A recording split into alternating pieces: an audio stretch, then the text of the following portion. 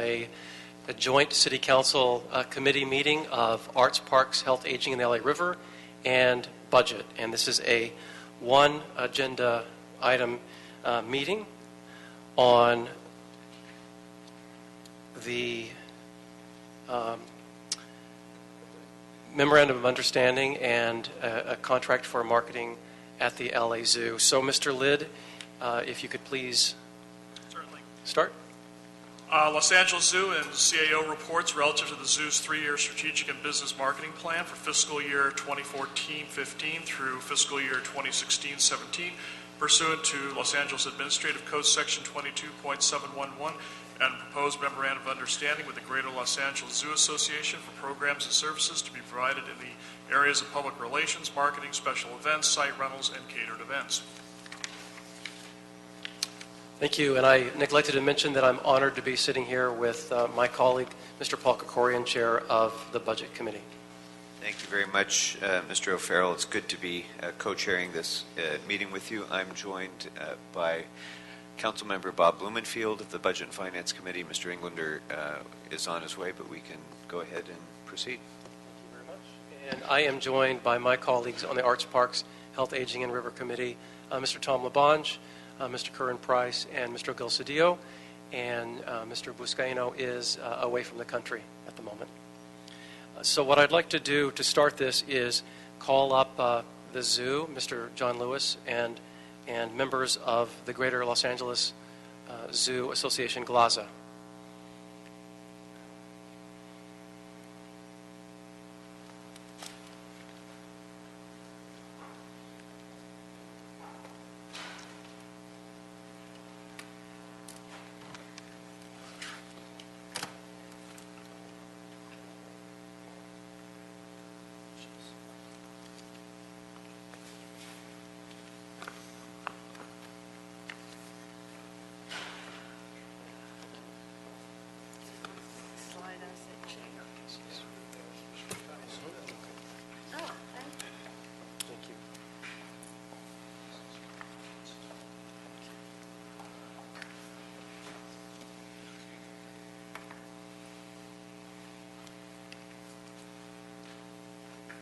Thank you so much. And if you could all introduce yourselves, state your name, and get us up to speed on where we are with the business plan and make your presentation. And just point of order, what we will do is we'll then hear from the CLA and the CEO, followed by public comment, and then comments and questions from joint committee members.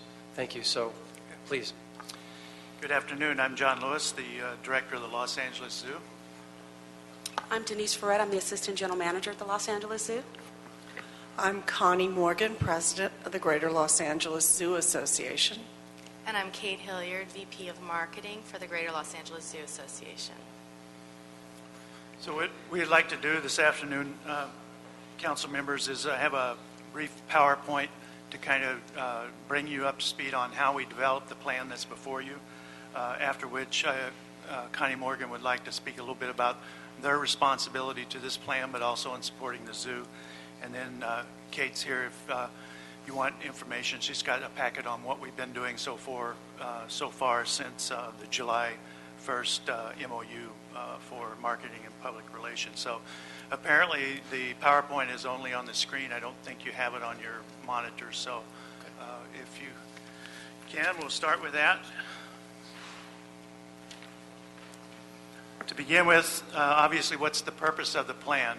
And this marketing and business plan was developed for a 3-year plan to examine the current state of the business, coalesce around the existing mission and a new vision, which I'll share with you in a minute, and chart the actions necessary to meet the long-range goals.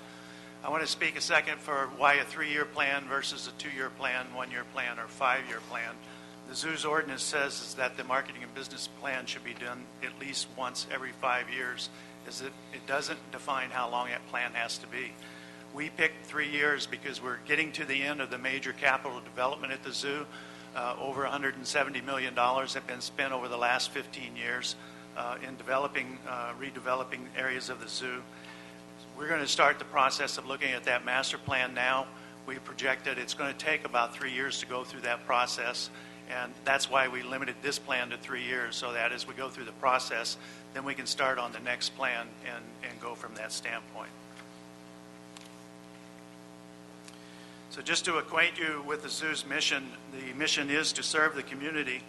The Los Angeles Zoo will create an environment for recreation and discovery, inspire an appreciation for wildlife through exhibitry and education, ensure the highest level of animal welfare, and support programs that preserve biodiversity and conservation of the natural habitat.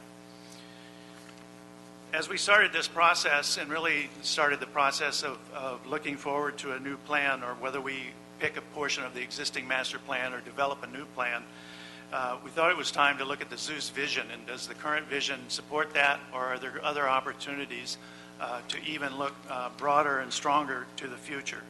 We had a group of people from zoo staff, from GLAZA staff and trustees, and also from our zoo commissioners that got together and did a series of brainstormings discussing about the opportunities and what might be a really far-reaching vision.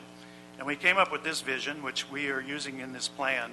And that vision statement is we will leverage the diverse resources of Los Angeles to be an innovator for the global zoo community, creating dynamic experiences to connect people and animals. There's a lot of creative resources in the Los Angeles areas. We are also looking for what is that niche that maybe some of the other zoos aren't fully covering right now. And one of the areas was kind of, for lack of another term, futurism. What is the future of zoos? Not will they exist, but what will they look like? What will they feel like? What will they cause to happen? And that's really what this vision statement is based on, looking to the future and how we can not only provide a great opportunity in Los Angeles, but serve as an incubator for zoos and aquariums all over the world.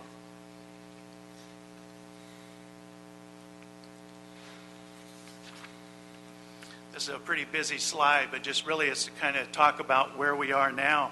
I mean, the zoo has been a safe and affordable destination for the Los Angeles community for almost 47 years. It has served over 71 million people since the zoo opened in 1966. As a community asset and an integral part of the quality of life for Angelenos, the zoo strives to be a leading educational and recreational destination. But in our market, we also have to compete with a lot of theme parks, a lot of other recreational and cultural opportunities, and we do that every day. We care for over 1,100 animals representing 250 different species, and on an annual basis, we serve over 1.5 million visitors. In the 2013 and 14 fiscal year, I already kind of alluded to this, we're completing over $172 million worth of capital improvements based on a number of bond issues and private money raised by GLAZA, donations made by foundations, etc. And importantly, we are accredited by the Association of Zoos and Aquariums. We do this because of a symbiotic relationship that we have with our zoo association. GLAZA was formed in 1963, actually a couple of years before the current zoo opened. And it was formed for the purpose of supporting and advancing the idea of a new and modern zoo in Los Angeles. The operating agreement states that GLAZA's purposes is for establishing, developing, beautifying, improving, and providing financial assistance for the Los Angeles Zoo. In addition to fundraising for the zoo, they also provide programs that we contract with them on: fundraising, membership, publications, our website, docents for education and touring, special events, community affairs, public relations, site rentals. I mean, there's a number of other things that they do besides just raising funds to support our capital and operations. So as we got through the vision process and began looking at this plan, we had a number of meetings. We hired a professional firm that does strategic planning and marketing. We had a number of meetings that included staff from both both the zoo and GLAZA. In the first 2-day sessions, you can see there was a wide range of participants really looking at the different activities within both functions. And we spent 2 days going over what are the opportunities, what are the challenges, and where could we potentially go with this new vision. That was followed up with another meeting that had a smaller group of people mostly involved with the fiscal and fiduciary responsibilities of the zoo. And this is where we had discussions about revenue, pricing, et cetera, and looking at multi-year strategies.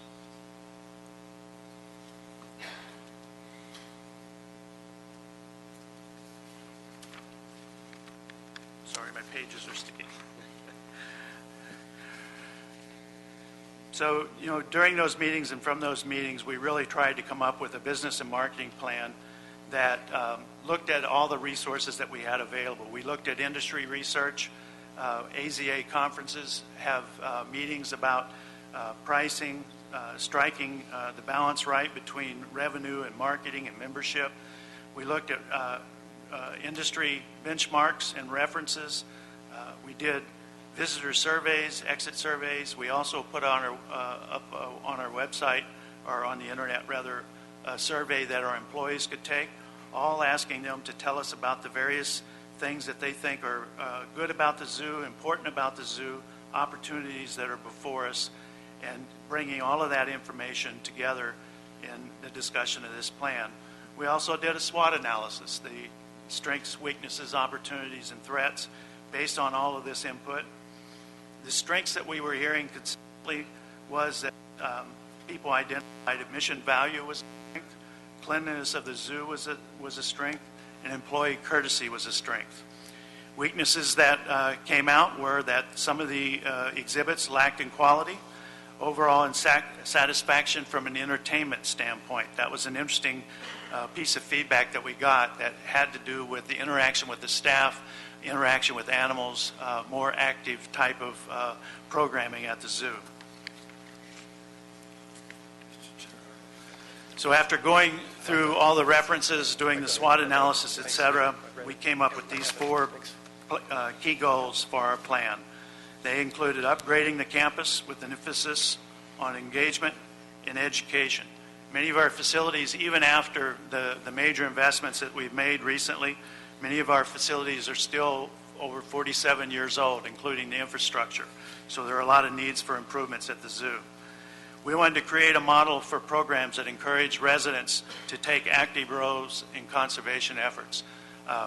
We really think that's a big part of our purpose, is not necessarily turning everybody that comes into the gate into a conservationist, but making them aware of the issues that are facing wildlife and wild places, so that when they go home, they either get engaged, or when they see a story on the news or in the paper or in a magazine, they have that aha moment that says, maybe I should get involved, maybe there's something I can do, and the zoo reminded me of that. We want to create unique and dynamic experiences that will get the public engaged and meet some of this deficiency that they say that we have. And we want to brag about that. We want to report it out to elected officials like yourselves, to the community, and to other stakeholders in the zoo. We want to create an environment that promotes the attainment of these strategic goals. And here, particularly, we're talking about communicating, educating, and engaging our employees.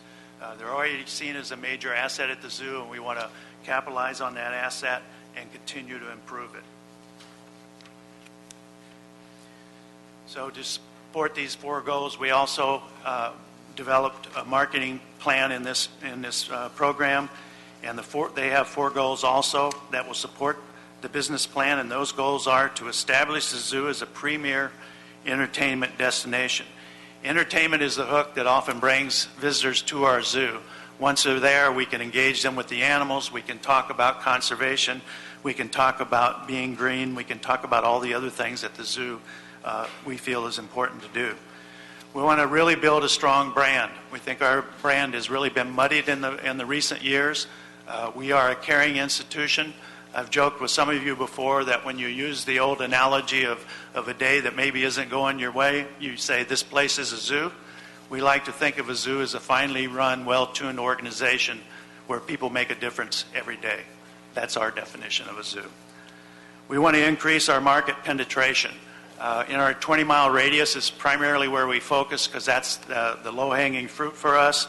but we still have problems, particularly on the west side of Los Angeles, that if you say the word zoo to them, they're going to San Diego or Santa Barbara. We want them to come east and come to the Los Angeles Zoo. So we have to get out there and talk to them. And we want to grow year over year the paid attendance to the zoo and supporting our business plans. Each goal is supported by strategies, tactics, and a method for evaluation.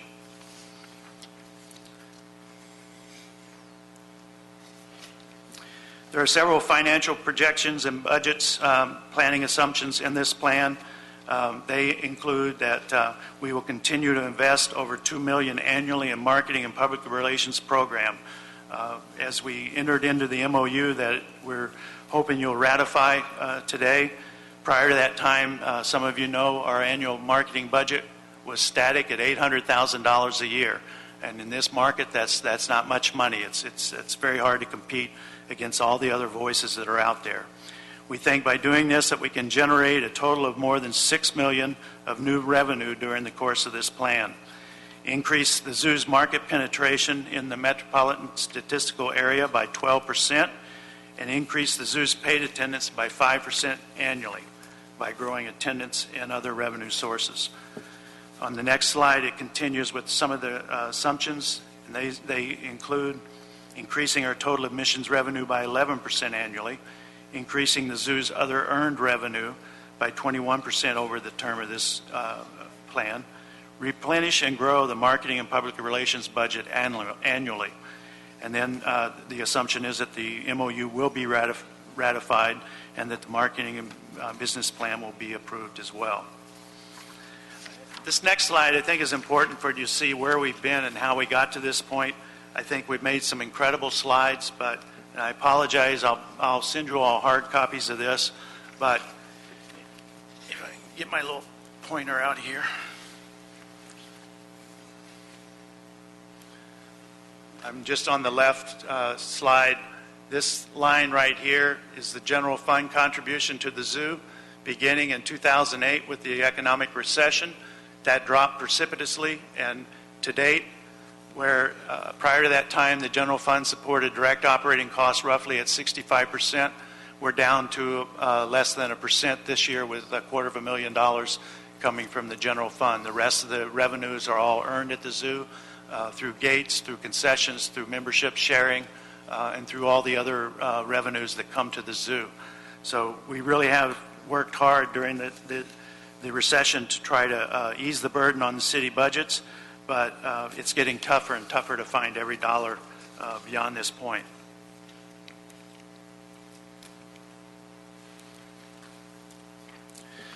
So just to talk a little bit about one important thing. One is a pricing strategy. Particularly since 2008, one of the difficulties that we've had is, given the financial challenges facing the city each year, we were faced with the growing cost. I think it's important to point out that out of all of our budget, the direct budget, we only control about 20% of our expenses.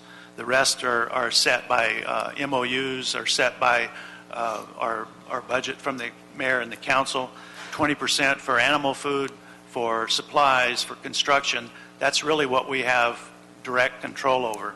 Everything else is set when we get our budget. The key element to this plan has been agreed to by both the zoo and GLAZA, and what we need to do is kind of strategize on our pricing strategy. What I was trying to say earlier is that as we were faced with growing costs at the zoo, one of the few remaining things that we had to achieve those revenues was to raise the admission rate. And we would raise the rate, and then a year or two later we would go back to GLAZA and say, look, we're kind of getting out of sync here. We need to raise the membership rate to try to get them back in line where they were supporting each other versus competing with each other. This plan really looks at pricing with that in mind so that we can move forward together and not be competing with each other at the front gate.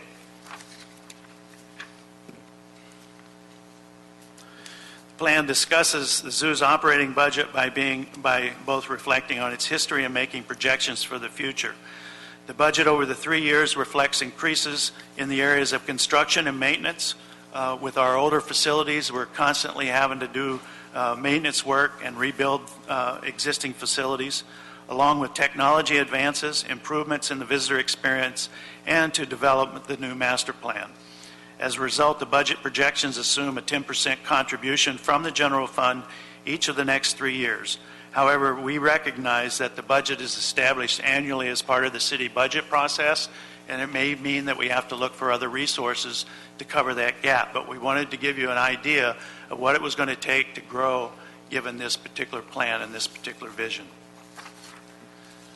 So in conclusion, I think that the zoo has been successful in significantly increasing its revenues through increasing admission rates, attendance. This approach alone, though, is going to be hard to sustain going forward in the long term. For the zoo to achieve its annual attendance and revenue goals, the budget must facilitate operating levels that ensure animal care and animal welfare needs are achieved and that the guest experience is commensurate with the pricing philosophy put forward in the plan. That's my presentation. I don't know if you want to take questions now or move to the next presentation. I'm recommending that we move to the next presentation. Fine. Thank you. So Connie Morgan, the president of the Greater Los Angeles Zoo Association. Great. Well, I put a very small presentation before you that you can follow along with to give you a little bit more of an idea of what GLASA is doing every day on the zoo site, and I'm delighted to be able to share it with you. As John Lewis said, GLASA is a nonprofit. We were incorporated in 1963 to support the Los Angeles Zoo. We were established prior to the opening of the zoo at its new location in 1966 in order to build community support. Our first job was to build a membership base for the zoo in advance of that opening.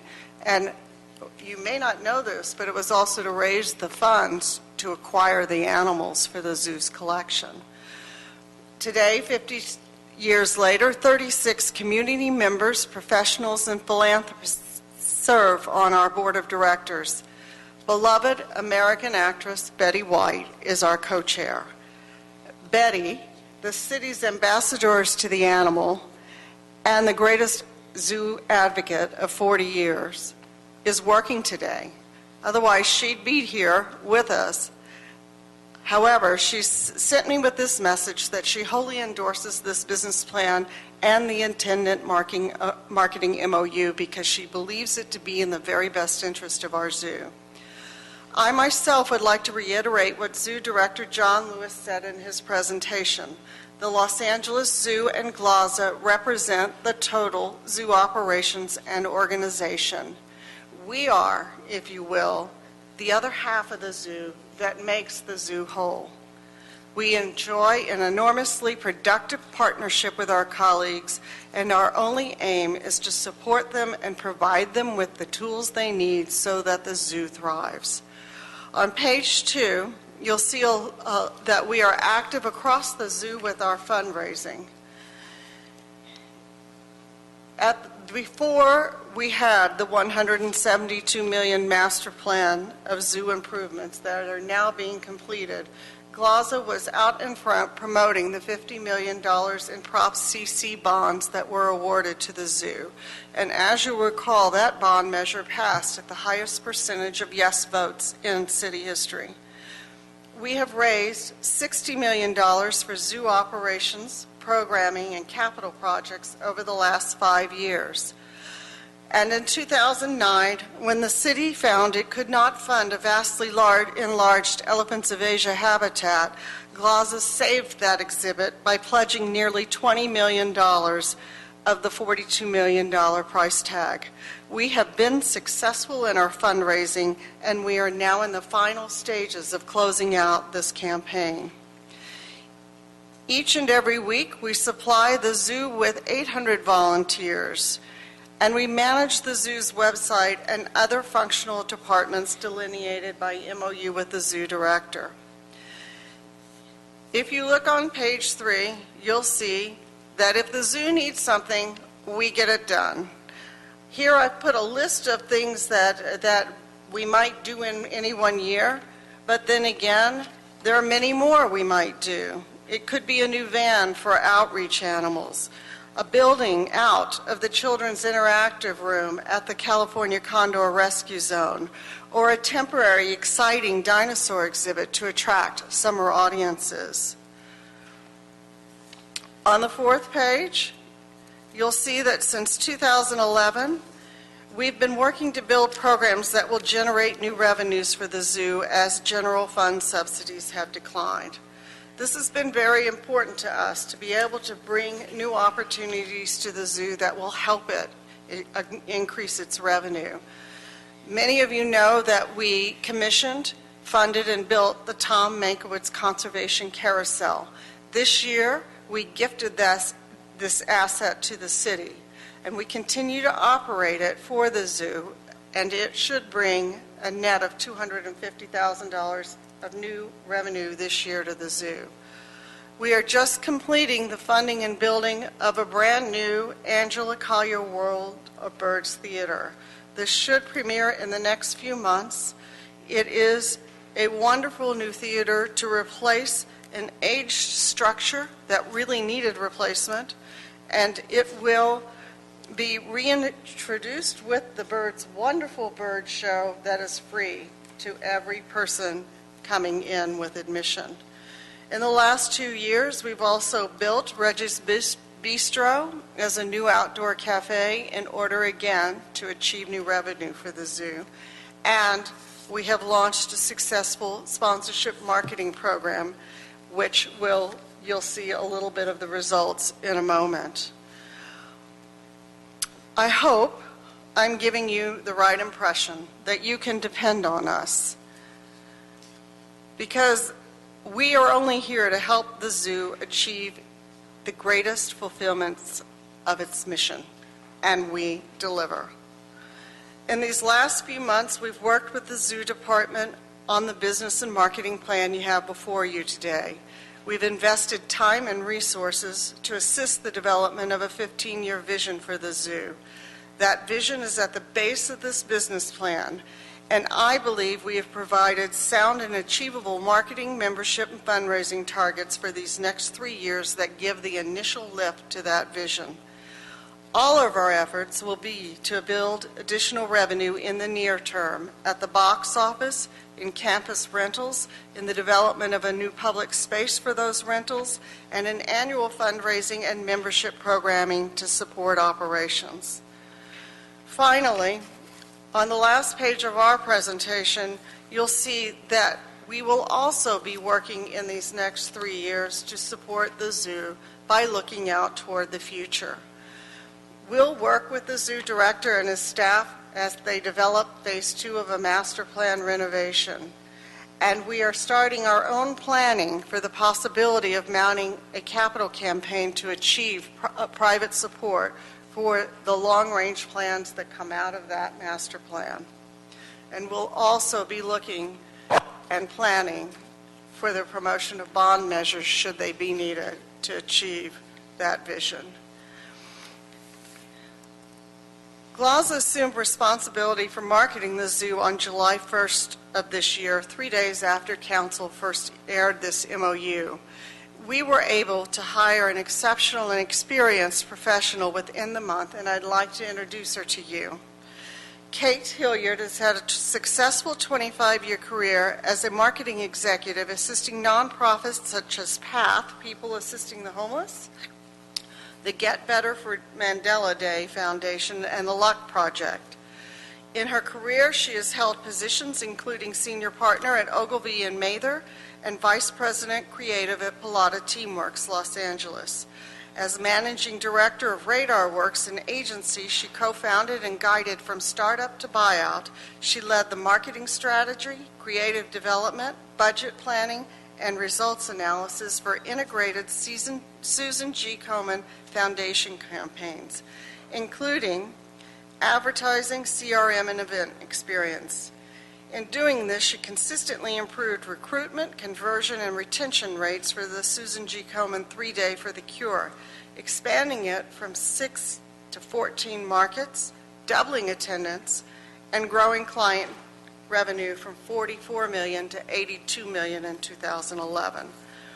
She developed marketing and sales materials for Disneyland Hotel after its renovation in 2012, and she successfully launched the Port of Long Beach rebranding campaign, The Green Port. I want to introduce you to Kate now because she has brought some materials along to show you some of the things we have been doing in these first 4 months of the MOU. Thank you, Connie. You should have another presentation deck in front of you that is just to highlight what we've done so far since I've joined the team. And I have to say it's a very exciting time to be at the zoo and to have the opportunity to really bring forward the great asset that this is and make more people in the community aware of what a wonderful destination it is. I think in the course of the research that we've done recently, the one thing we've learned is that many people, most people know about the zoo, that there is a zoo, but many people respond by saying, I haven't been there since I was a child. And of course today it's a very different zoo following this amazing master plan implementation than it was when we were children.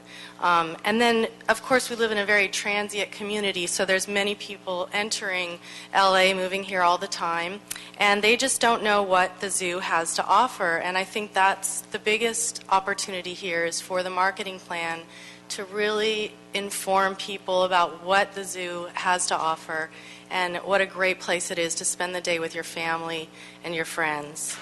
As John mentioned, we did work together on the business and marketing plan and developed the marketing goals for the next 3 years to establish the zoo as a premier entertainment and education destination, to build a strong brand for the zoo so it stands out in the marketplace, to increase the market penetration, again, so more people are coming to the zoo and are aware of what it has to offer, and to grow the year-over-year paid gate attendance as a means of becoming a self-sustaining program. I started at the end of July, and John asked me, what do you have planned for August? And I said, well, I think it is August in the world of marketing, so let's look at September and see what we can do for September. And we had a lot of fun getting It's Cool at the Zoo up and running right away, and have a month-long programming effort accompanied by advertising to really promote some of the undiscovered treasures of the zoo, such as the California Condor Rescue Zone, an air-conditioned venue. We have an auditorium where we could show movies for people that were age-appropriate and animal-focused. And we had some fun activities, but most importantly, we provided additional enrichment for the animals. That was their favorite treats in giant ice cubes. And again, an opportunity to educate people about what we do in terms of taking care of the animals, in addition to just having them as something for people to look at.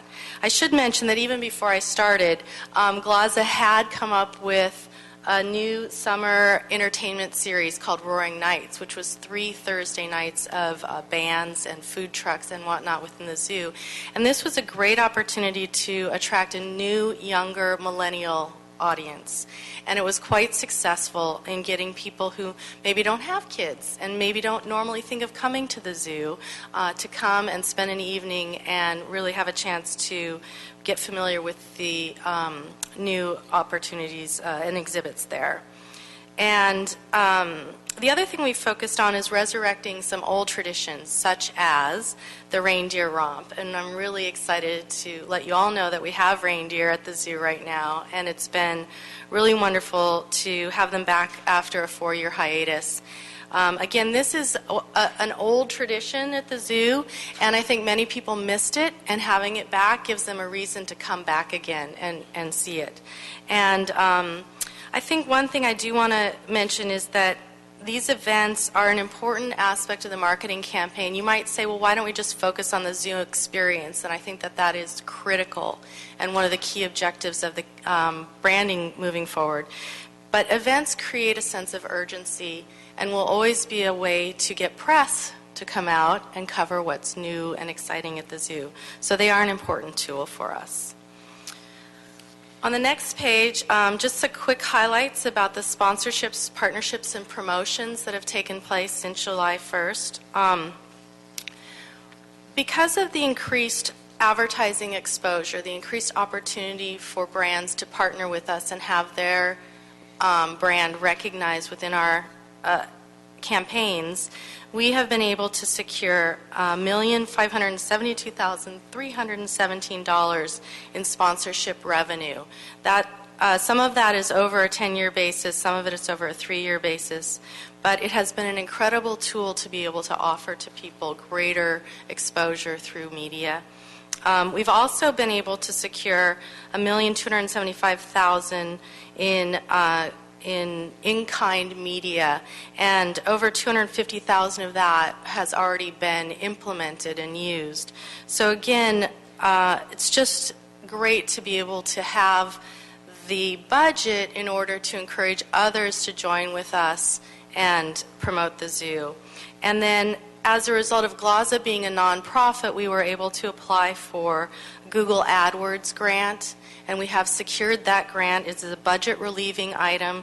So previously the zoo had been spending $8,000 a month on Google paid AdWords, and now we have a grant of $120,000 annually that we'll be able to use. So those are just a few examples, and we've been able to do some great things. We had the Kings out for a site rental. They had a party for their season ticket holders. In exchange, they also provided to us, in addition to paying for the event, they provided to us radio spots during their games on air, and banners on their website, email distribution to their email list, and completely separate from that, did a wonderful profile of the event at the zoo. So that's been just one example of a great partnership. In terms of advertising, strategically, we're really looking to shift from being completely focusing on single events or exhibit openings. Those, as I mentioned earlier, those are important tools to generate press. But in the bigger scheme of things, in order to achieve our goals, to become a strong brand, to be looked to as a leading entertainment and education destination, we need to create a messaging platform that reflects the benefits of the zoo and create zoo-mindedness within the LA community. So we've just started to do that, but we are going to launch into a branding process with the ad agency to develop strong messaging, to test that in the marketplace to make sure it resonates with our target audiences, and to create a consistent voice in the marketplace rather than dipping in with the limited dollars that we had before. We'd dip in, we'd make a big splash, and then we'd disappear. And if any of you drive around LA, you'll know that our friends to the south that have a little zoo, they tend to be here all the time. And we need to be able to stand up and be present and stand out so that people consider coming to the LA Zoo, which is much more affordable than driving to San Diego and attending that other zoo, and to really see this as an asset in the community. So that's our plan. And then just real quickly for press, I feel like we've made great inroads in the short few months we've been here in reaching new audiences, doing a lot of outreach to, again, those millennials, to the mommy bloggers, to the mainstream press, but also providing content. So, for instance, we filmed 6 episodes of In the Garden, which appears every Saturday morning on KCAL 9, and that featured the zoo in every single episode. And we had the Korean station LA 18 out, and they spent quite a good part of a day covering a day at the zoo for their market. So we're really trying to say yes to everyone who can come out and showcase the zoo, and also looking for partners who are looking for the content that we have to offer, which is unique. There's nobody else that's got what we've got in LA. And then on the next page, just real quickly, branding. I touched on this a little bit. The long-term strategy is to build a strong brand for the zoo experience. Regardless of the programming that's going on at the time, we want people to know what a wonderful destination the zoo is. And that will be achieved through consistent, persistent, branded messaging in our advertising, in our press outreach, in redesigning the website, building a mobile website. Over half of our visitation to our website is coming through mobile these days. Building a mobile app, and on-site marketing materials as well. And then the next page, just some quick highlights of results. With the increased investment in advertising over the last few months, we've seen a 3% increase in attendance compared to the same time period of last year. We've had 14% increase in web traffic year over year, and 67% of the traffic to the site is new visitors. We've had a 190% increase in web traffic to the webpage lazoo.org/boo. So that was for our October campaign. So compared to last year, that's quite a huge increase in visitation to the site to find out what's going on at the zoo. We've had a 23% increase in web traffic to the lazoo.org/visit, which is simply information about visiting the zoo. And we've had a 36% increase in organic social media reach. And just Facebook is, the hot social media. So as an example, we've had 23% increase in new likes. We've had a 209% increase in engaged users. So that's people commenting, liking, and sharing our posts. And we've increased the reach by 46% over last year. So these are some pretty great statistics, some hard numbers to show the inroads that we're making in a very short amount of time. And then finally, with our digital online advertising campaign, we sold 751 ticket sales conversions. And that's just another metric we use to measure how successful we're doing. Once we get a mobile website, mobile ticket sales, we expect that number to go up. And it's just an example of keeping up with meeting people where they are. They're looking on their mobile devices, and we're going to be there and be able to assist them in getting what they need. Okay, the last page is milestones. I can take you through these real quick, just to give you some perspective on what we've accomplished in the few short months that we've been working on marketing. Obviously, the first one was I was hired on July 24th. And then Glaza launched a new event series, Roaring Nights, which I mentioned. In August, we selected the advertising agency Addies to provide continuity with the Rainforest campaign. The zoo has been working with Addies for over a year, and they will be rolling out Rainforest. We hired a PR consultant as an interim staffing solution to make sure that we didn't lose any traction there. We've reviewed the existing research and provided data to begin developing our marketing campaigns, and we've begun conducting additional research on audience segments. We'll do further research as we move into the branding campaign. In September, we brought back Boo at the zoo, stronger than ever. We expanded it to 2 weekends and created a campaign that focused on the zoo experience as the lead message, with the event as a secondary message, again, tipping our hand at our new strategy. In October, we hired our social media manager, and I think that a lot of the increased traffic to our Facebook page is a testament to how he's jumped into the process. In October, we also developed the 3-year marketing plan, and we began shifting this advertising campaign strategy to the more persistent, consistent messaging. A big win from a technology standpoint was we were able to implement scanners at the front gate for special event tickets, including those presented on mobile devices.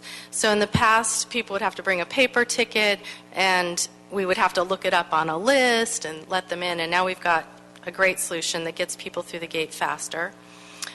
In November, we launched our advertising campaign promoting Come to the Zoo message, resulting in significant increases in traffic to the website. We investigated the feasibility of a new holiday experience, Zoo Lights, which we intend to roll out in 2014. We programmed the Reindeer Romp. We began the long-term rebranding process. We're evaluating mobile website vendors, and we secured the Google Adwords grant. And then I think the last 2 points we've already covered, which is the in-kind media, over $1 million in in-kind media and over $1 million in sponsorship revenue that's been secured. So that's what I've been doing for the last few months. So thank you very much for giving us the time to present our State of the Union on marketing. Thank you. Yeah, thank you, Mr. O'Farrell. I'd just like to make an announcement if I could, because I see quite a lot of people coming into the room who are here for the special Budget and Finance Committee meeting, not the joint meeting. We, first of all, are not going to be able to begin that meeting until the conclusion of this one. I anticipate that that will not be before 4 o'clock, so you can come back. And I also want to just let you know that I anticipate that items on that agenda, items 1, 2, 3, 4, 5, 7, and 13 will be considered consent items. So if you're here on those items, you won't need to come back unless I let you know or my staff lets you know otherwise. That's items 1, 2, 3, 4, 5, 7, and 13. Thank you, Mr. Chair. Thank you, and thank you to GLAZA, and thank you to the zoo for your presentation. And since this is a packed day and we're going to need these chambers soon after, I'm going to ask my colleagues to withhold comment. I have several myself, so let's go ahead and invite the CLA and CAO up for presentations. Then we'll take public comment after that. Thank you.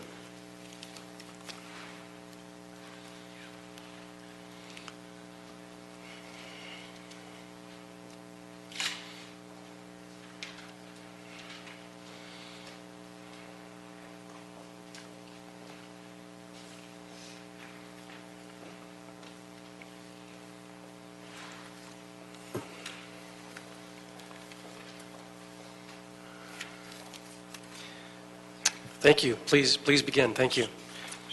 Good afternoon. Miguel Santana, CAO.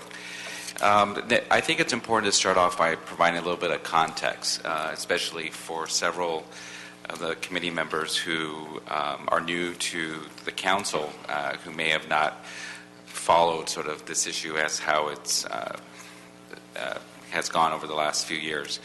A few years ago, there was a discussion and initial action by this council to pursue a partnership with a private sector provider for the management of the zoo. We went through an RFP process. We were negotiating with GLAZA as that provider. There was one other firm that submitted a proposal. Due to issues raised by the city attorney, that partnership did not surface, and so that is not moving forward. However, in the context of some of those discussions, there was a more specific conversation around in what other ways can the city expand its partnership with GLAZA, a partner that has successfully raised millions of dollars, not just to pay for the operations of the zoo, but also for the capital program. And the city has gone out, issued a series of bonds to provide a capital investment to the zoo, and much of that has been done in partnership with GLAZA, who has successfully raised money on the schedule, and in many cases ahead of schedule. What's before you is a marketing plan that was directed by your council. In the past, the zoo director, on the advice of the city attorney, had assumed a marketing plan being reflected in the annual approval of the budget. And last year, there was a specific direction by the council in the context of the budget that a specific marketing plan be submitted and proposed to the council prior to the end of the calendar year for your consideration, and that's what's before you. In addition to that, the zoo director signed an MOU with GLAZA for a partnership on this marketing plan, consistent in the way that he had done in previous years. And that is also before you in terms of ratification. What this marketing plan does, it lays out a strategy for the zoo, a strategy that it hasn't been able to develop, in part because of the city's own fiscal crisis. The zoo director will be the first one to tell you how challenging it's been to plan for his organization when the floor in terms of general fund contribution has constantly changed due to our larger crisis. What this does is provide a goal of investing millions of dollars into marketing to increase attendance. What it also did as part of the budget, it moved aside $800,000 that normally would have been in the zoo department, used it for other purposes, and allowed GLAZA to make up $600,000 of that difference for a contractual relationship with a firm to do marketing.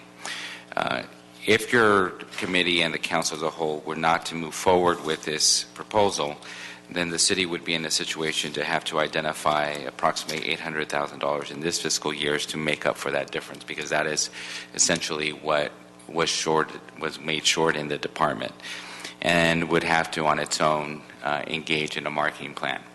This marketing plan has a number of assumptions in it, and some of those assumptions involve increasing fees to enter the zoo on an annual basis. The marketing plan, as I see, also makes recommendations for additional general fund contributions in the future. It is our recommendation that those issues be considered annually in the budget and in the context of all other decisions that you make as it relates to the general fund. So, in essence, the discussion and the effectiveness of the plan will be before you annually as the budget gets approved, because that $1 increase is something that your body would have to adopt, and any additional general fund contribution beyond would also have to be adopted on an annual basis. Thank you. Yes, please, Karen. Karen Kalfine with the CLA's office. I was just going to also just give a little bit of the background. I think Mr. Santana covered most of it. Just to add that the discussion of this MOU and the business and marketing plan came up during the budget discussions for the 2013-14 budget. So for the benefit of those council members who came on after that discussion, there was this MOU was executed prior to consideration of or during the consideration of the proposed budget. So there was some discussion about that, and then and also because the proposed budget assumed that this would be in place. So the council had asked our offices to report on the financials, and our office reported back in June with regard to the proposal before you. And at that time, we had identified just a couple of concerns. One was that the fact that you had the MOU prior to the receipt of the business and marketing plan, and that was an issue that we felt was something that you would want to consider, and that had been that the business and marketing plan should have come before the MOU. Once you have a business and marketing plan, that lays out the strategy for the MOUs that could subsequently be executed to implement the goals of the business and marketing plan. So now you have that. You have the business and marketing plan before you. And that the other issue that was raised at the time is that whether the zoo could have accomplished the same goals had it maintained the marketing function on its own or contracted out for it. So our main concerns were that you didn't have the plan ahead of time to review, to determine whether that was the strategy that the council wanted to move ahead with, and that once you had an opportunity to do that, then the MOU could follow. Is that history, or is that what you want? That's history. History, I'm giving you okay. just the background. Got it. Thank you. Terrific. Thank you. Thank you. So I'll tell you what I'd like to do is we have public comments, and then we'll open up the floor to us on the joint committee for questions, and I know we all have several to bring up. So thank you. And what I'd like to do now is call up for public comment. First, we'll have Patricia Whalen from the mayor's office. Then we'll have Madeline Taft after that in the queue, and then Francie Klein after that. Thank you, Ms. Whalen. Good afternoon, council members. Patricia Whalen here, Associate Director of City Services in the Office of Mayor Garcetti. On behalf of the Mayor's Office, I'm here to support the marketing and business plan that sits before you today. With this plan in place, our beloved zoo can increase its presence on the national stage and create a more dynamic experience to connect people with animals. I respectfully ask that you support this plan and the future of the LA Zoo. Thank you. Thank you. And Ms. Madeline Taft. Good afternoon. My name is Madeline Taft. I live in the San Fernando Valley, and I'm a trustee of the Greater Los Angeles Zoo Association, a donor, and a zoo docent. I am thrilled to report that since GLASA began the marketing program for the zoo, there now is a zoo billboard on Ventura Boulevard, encouraging all who see it to visit the Los Angeles Zoo. I pass this sign every day, and it is so good to see it rather than one advertising the zoo to the south. So many people in Los Angeles are not even aware that we have a zoo here. I applaud the zoo's business plan, this new marketing initiative, and GLASA's substantial financial investment in this outreach. These efforts are sure to raise the awareness of the zoo and bring more people there to see its wonderful animals and experience its programs. As a side also, every time I open my computer, up pops little reminders to come and visit the zoo. So look for them. Thank you. Thank you. Okay, thanks.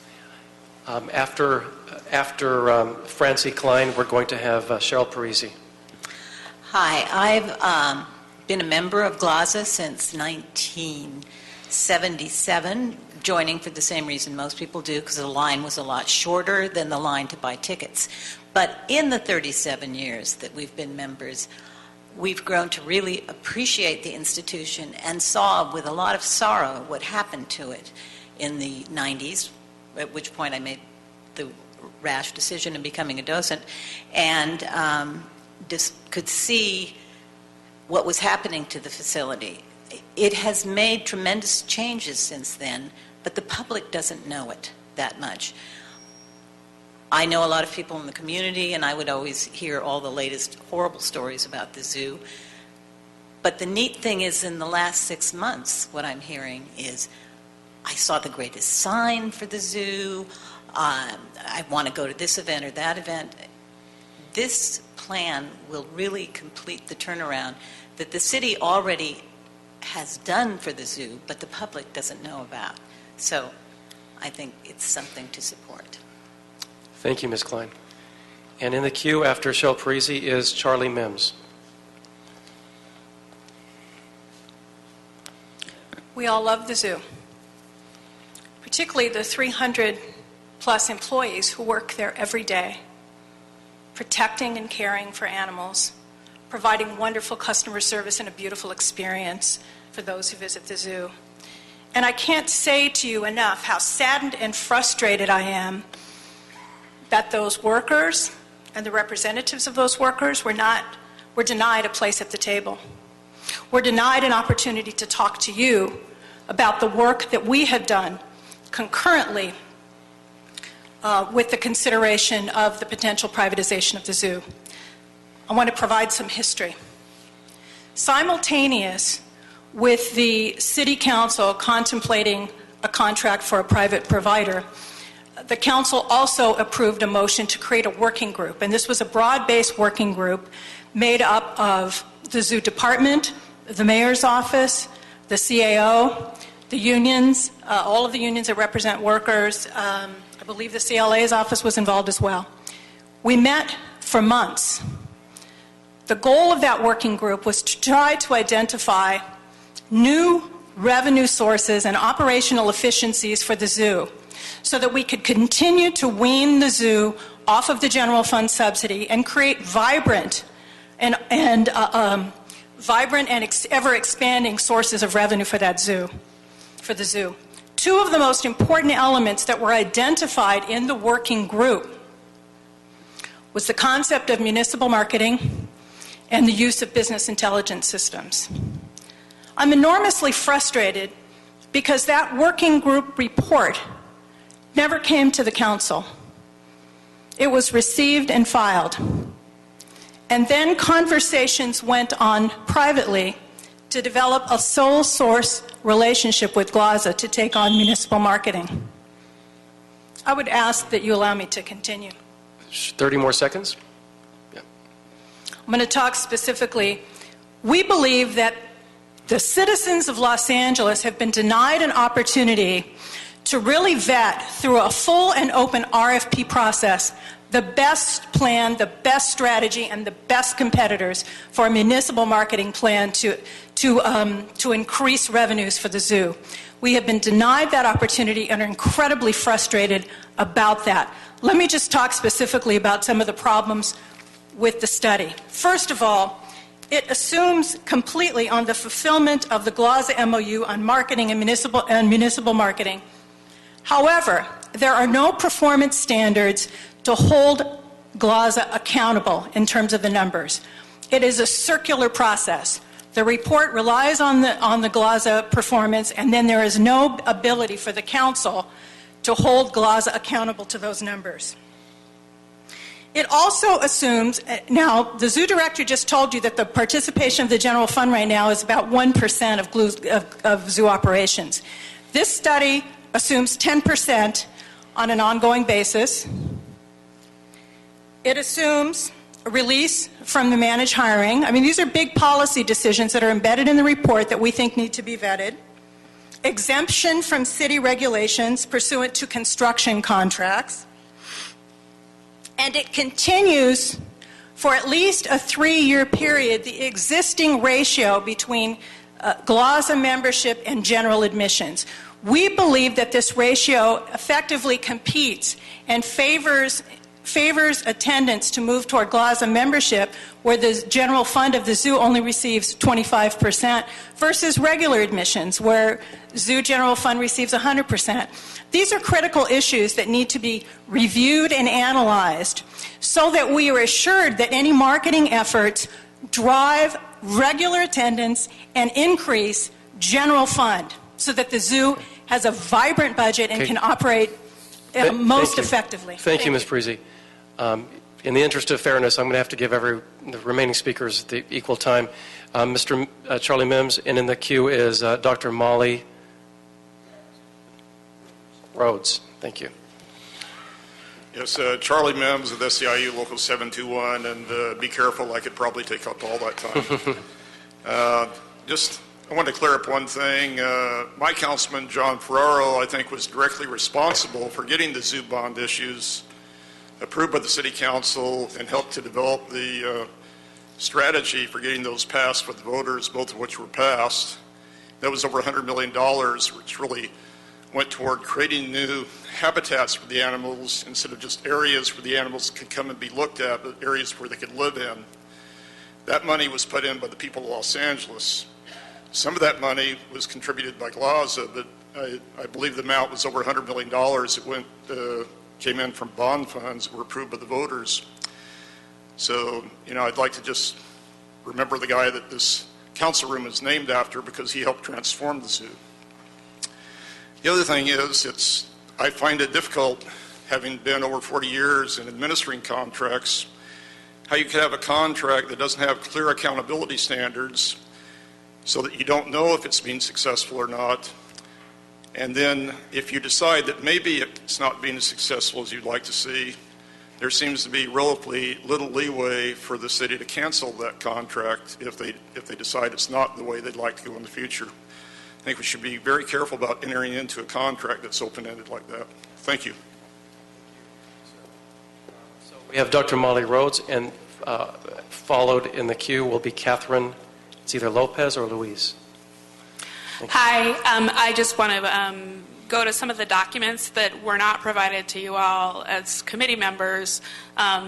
Those of you who are council members last June have the actual MOU, which is incorporated as part of the zoo business plan by reference, but was not provided to the public in the packet. Additionally, I want to cite the CLA report, which was also not provided to new members of council.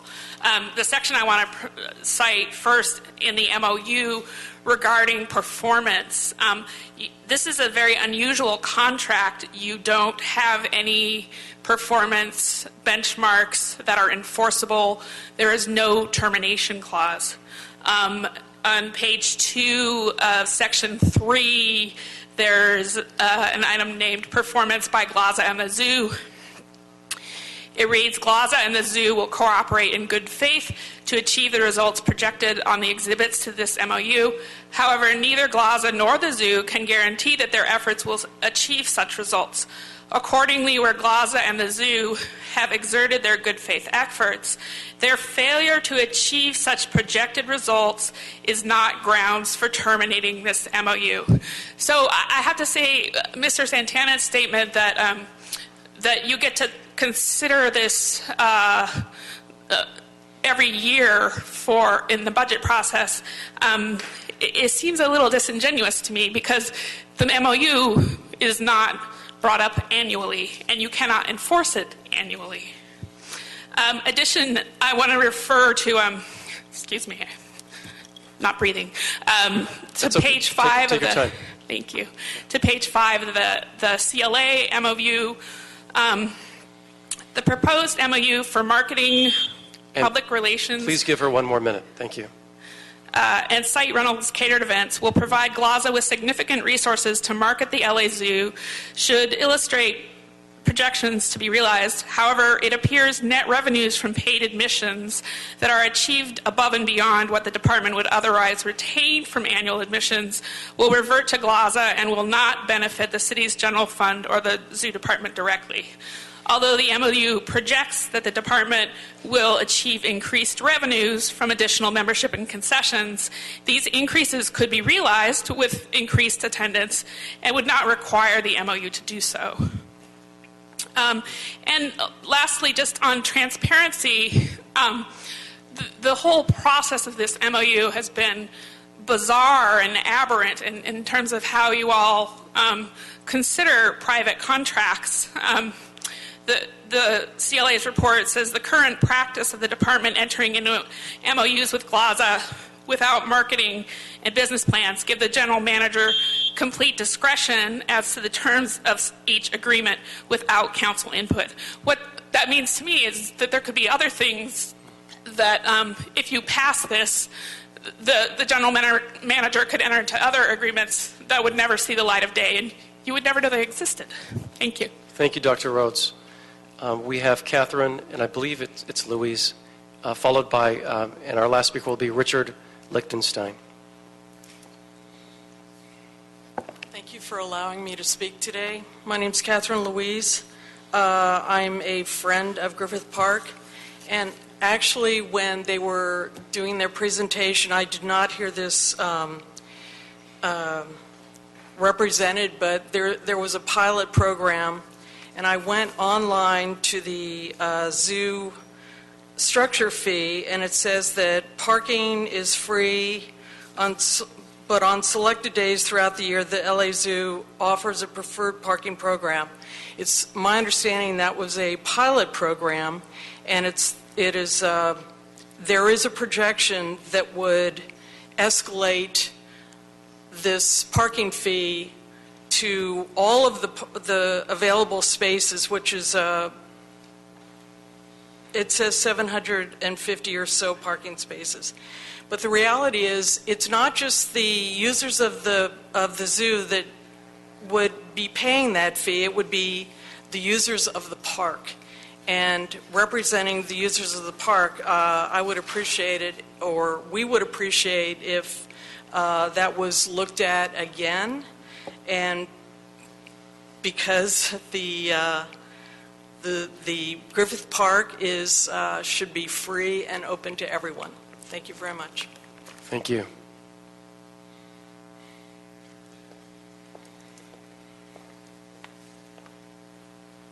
Thank you, Mr. Chairman. I was not going to speak today. I didn't want to upstage Betty White as my co-chair, but felt the need after listening to some of the public testimony to speak. Just to be clear, it was Councilman John Ferraro who came to me as a GLAZA board member many years ago and asked us to sponsor that ballot measure. GLAZA put up all of the funds for that campaign, and we were the key strategists with Councilman Ferraro in getting it passed.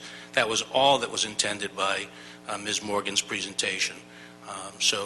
We too remember John quite well. In terms of performance standards, I'm really not sure I understand what the union representatives have been articulating.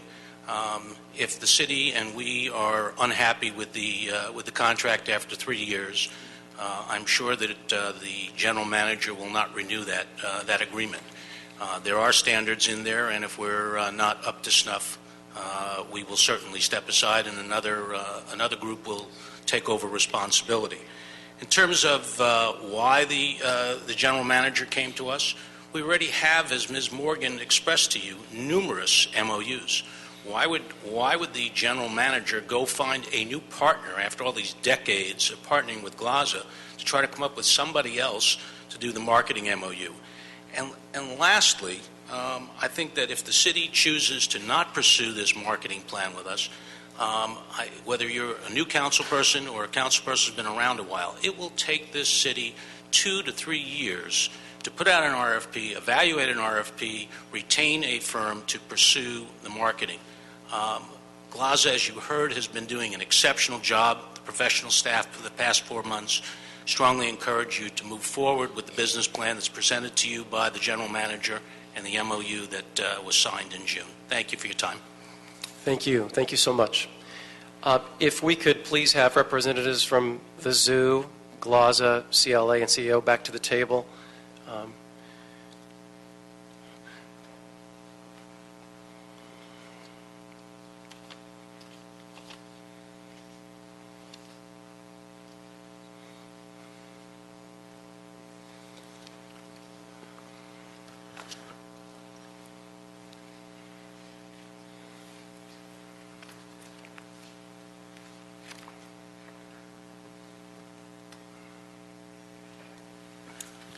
I want to thank you all for your presentations.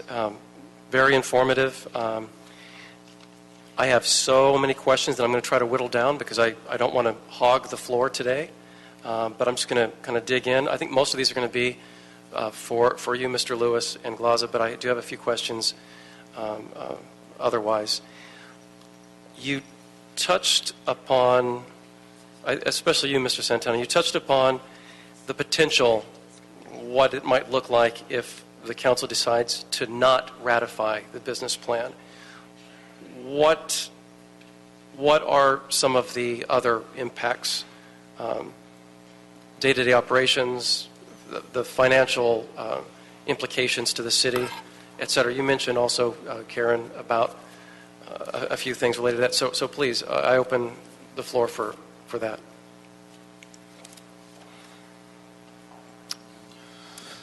John, I'll jump in. I think, again, since today seems to be a history lesson, let's talk about the last 5 years for sure, since the recession of 2008. The zoo lost close to 20% of our employees through the early retirement, layoffs, hires that weren't allowed to be rehired, et cetera. But at that same time, we continued to provide the same level of services that we were before. And I'm going to say it was on the backs of many of the employees, particularly in the service sector. We didn't lose employees in the animal care area, a few in construction, but custodial, gate attendants, education, administration. Administration was obliterated. We continue to provide those services, and we started inching back up.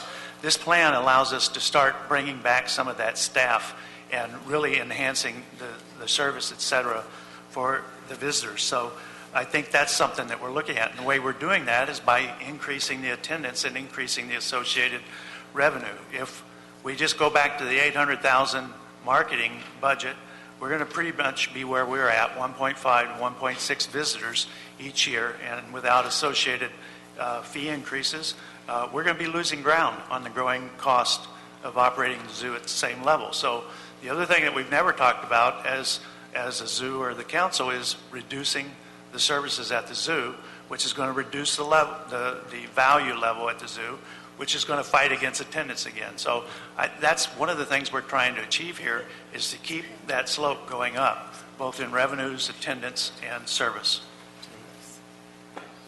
Anything to add? The only thing I'll add is specific to the budget. As part of the budget process, in lieu of increasing fees one more year, and in putting aside funding of $800,000 to fund other city priorities, there was a reduction of $800,000 in the zoo's budget. What this proposal does, it allows that to be partially backfilled to the partnership with GLAZA, and specifically to fund the marketing campaign for the rainforest exhibit. Speaking of the rainforest exhibit, that's one of my later questions. Is that on track? No. It was due to open this past summer, but due to delays with the contractor, right now it's the first quarter of 14. So that's one of the issues this fiscal year we're wrestling with, is when to get that open and then get the attendance, et cetera. Can you say with any certainty, will it be open before the beginning of summertime, 2014? We're targeting before spring break. Okay. That's the sweet spot we're trying to hit. All right. It was mentioned that there has been a 3% increase in attendance since the current 6-month marketing plan has been in place. But are we still operating at a deficit of original projections for the fiscal year that we're in? Yeah, you want to speak to that? Yes. Although I believe the time frame was for 3 months, I think September through November, that the 3% increase in attendance represent, we're still down approximately $800,000 in revenue year to date. Mm-hmm. And what do you attribute that to? The attendance hasn't achieved the monthly projections based on a summer opening of the Rainforest of the Americas. Mm-hmm. Okay, so the projections were built into the opening of the rainforest, and that's correct. Would you like to add something? No? We recast those towards the spring when it will be opening. Okay, thank you. A question, this business and marketing plan, did it take into consideration the zoos in terms of comparisons? Zoos that have been privatized or zoos that are still public, did it draw the distinction in working up some of these projections? Not in terms of the projections that are included, because the Los Angeles market is so unique and our governance structure is not like many other comparable zoos. So we used industry data that inform us in terms of pricing strategies, but not in terms of our own projections, because it's really unique to the Los Angeles market. Okay. On page 50 of the report, the zoo revised the base for attendance. What are the implications for attendance and revenue generations based on that revised report?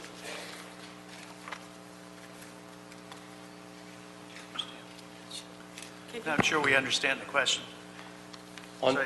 So on page 50 right. of the, and is this the CAO report we're talking about here? The marketing plan.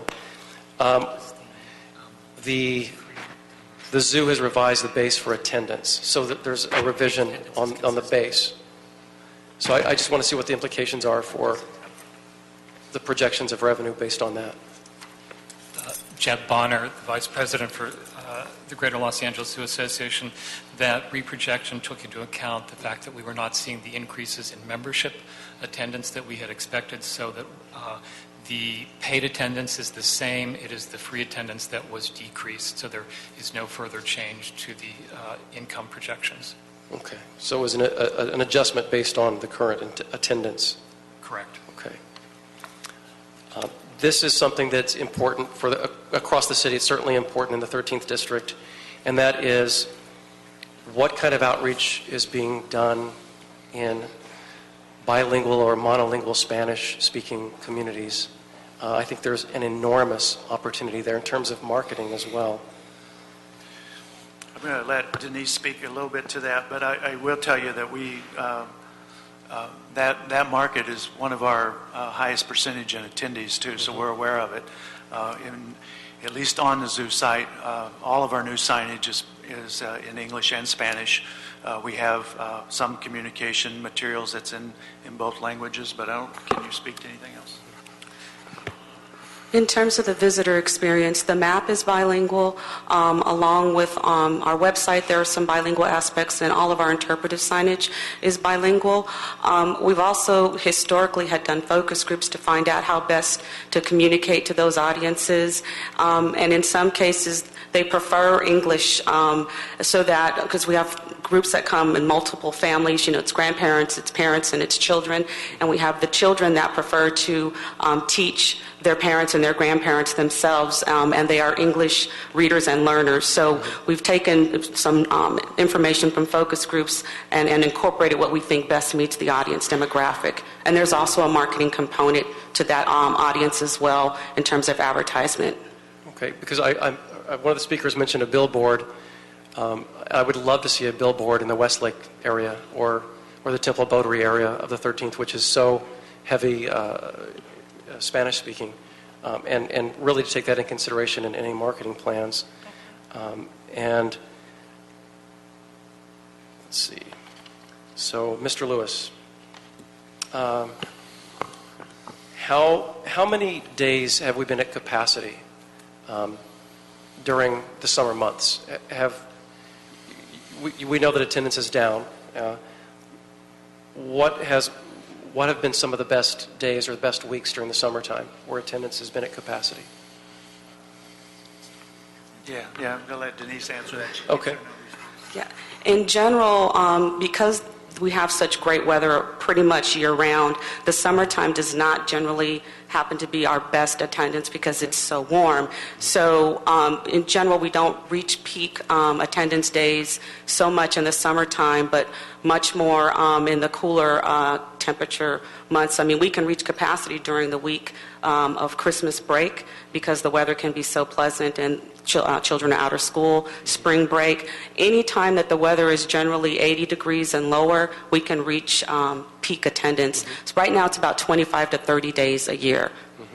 That reach that peak attendance? Yes, which is 12, 13, 14,000 people a day.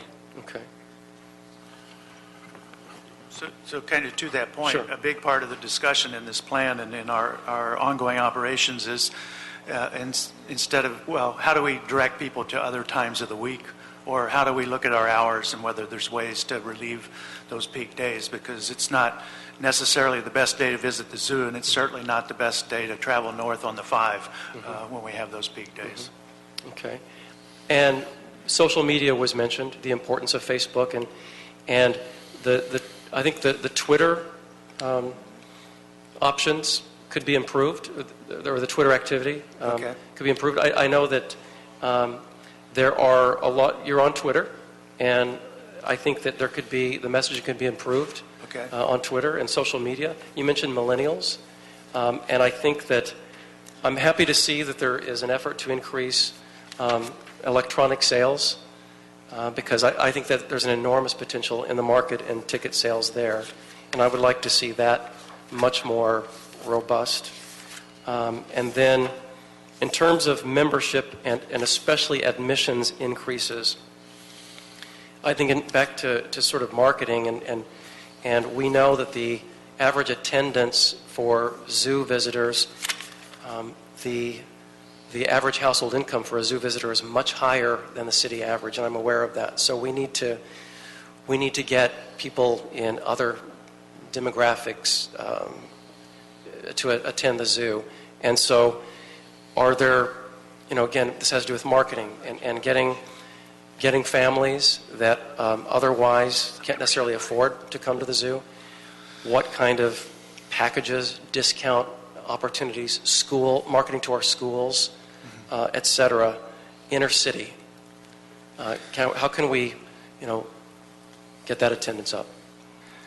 Well, let me answer that on two levels. First of all, for membership, I think that's the case. I'm not sure that's the case for general admission. I think that we have a fairly diverse, both socioeconomic attendance on the general admission. But it brings up an interesting point of this MOU and expanding the marketing reach.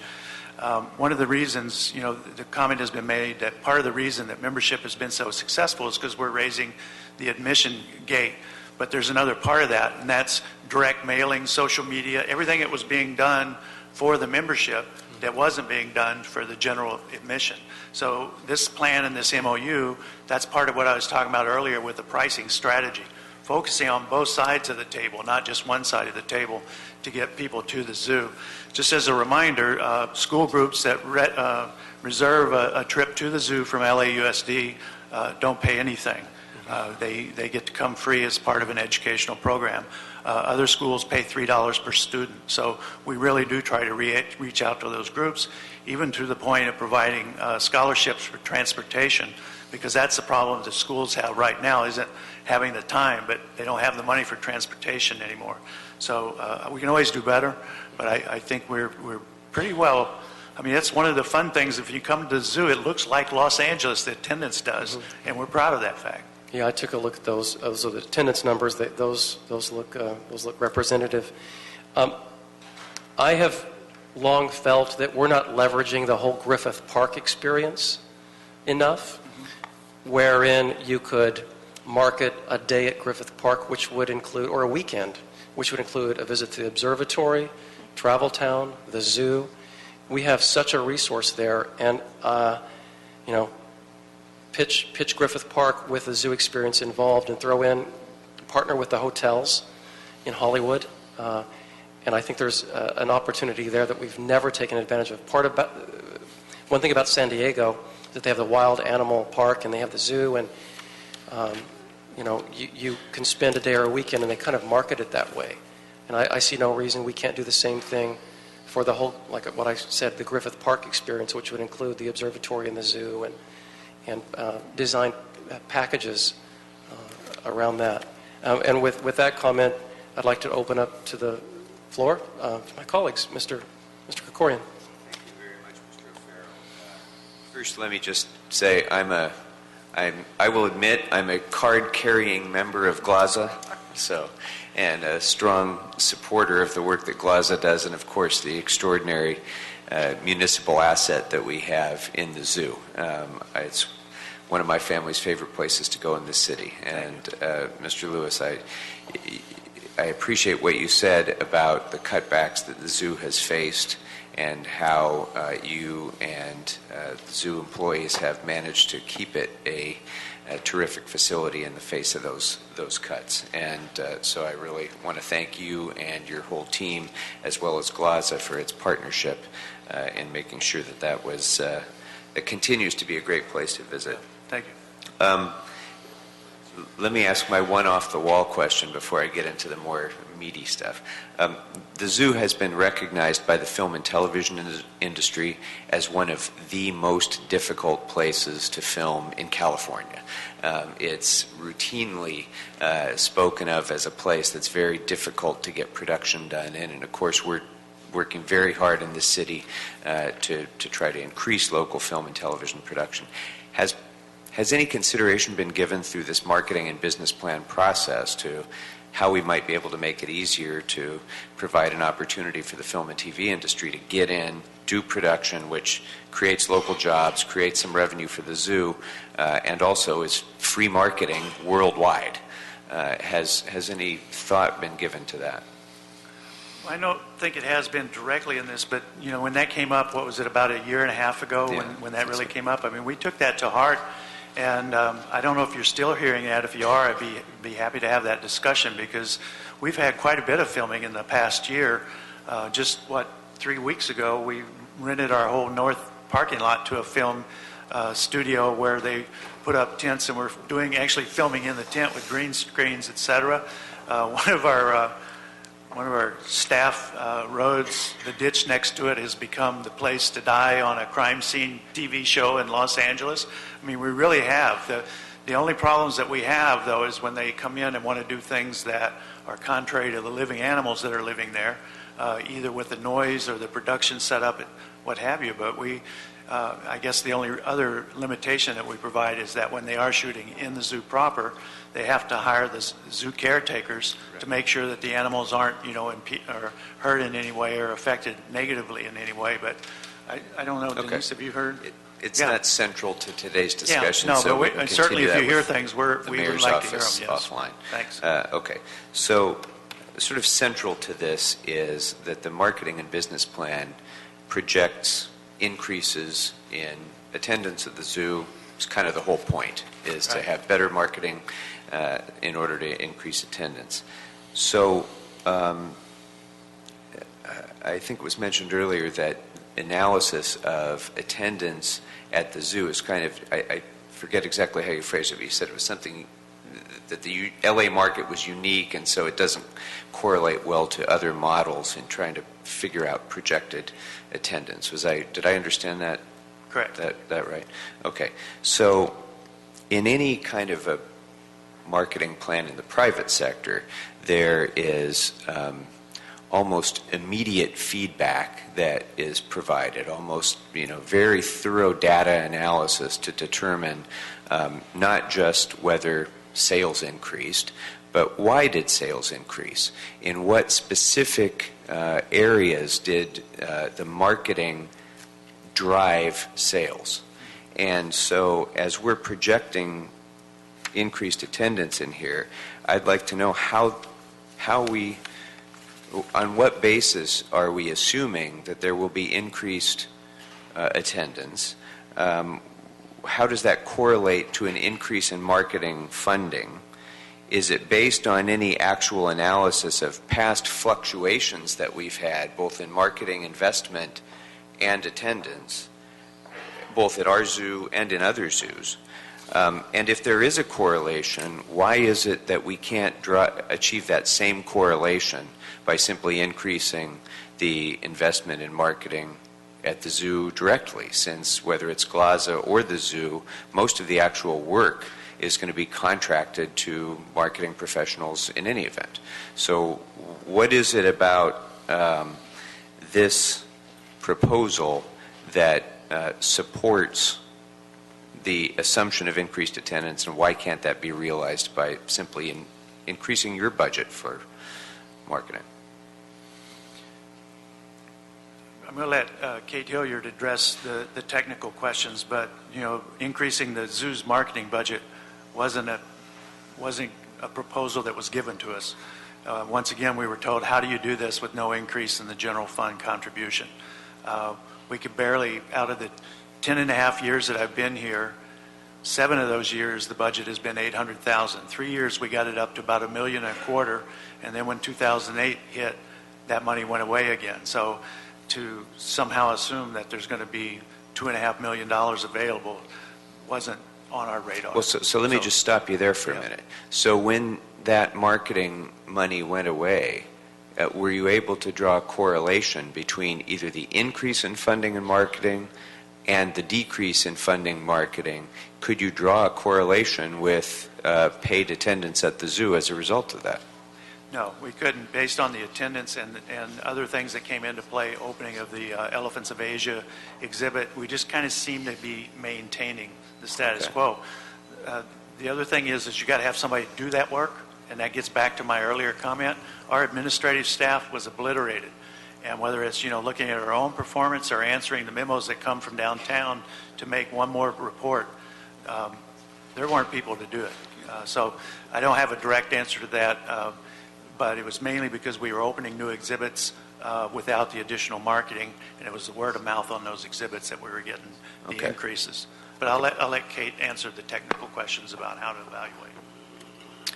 I think one of the most interesting things coming into this situation new and having the opportunity to review the historical data and really trying to dive into the numbers and figure out what's been going on, because the budget has largely been consistent for almost 20 years, and over that time attendance has almost been consistent.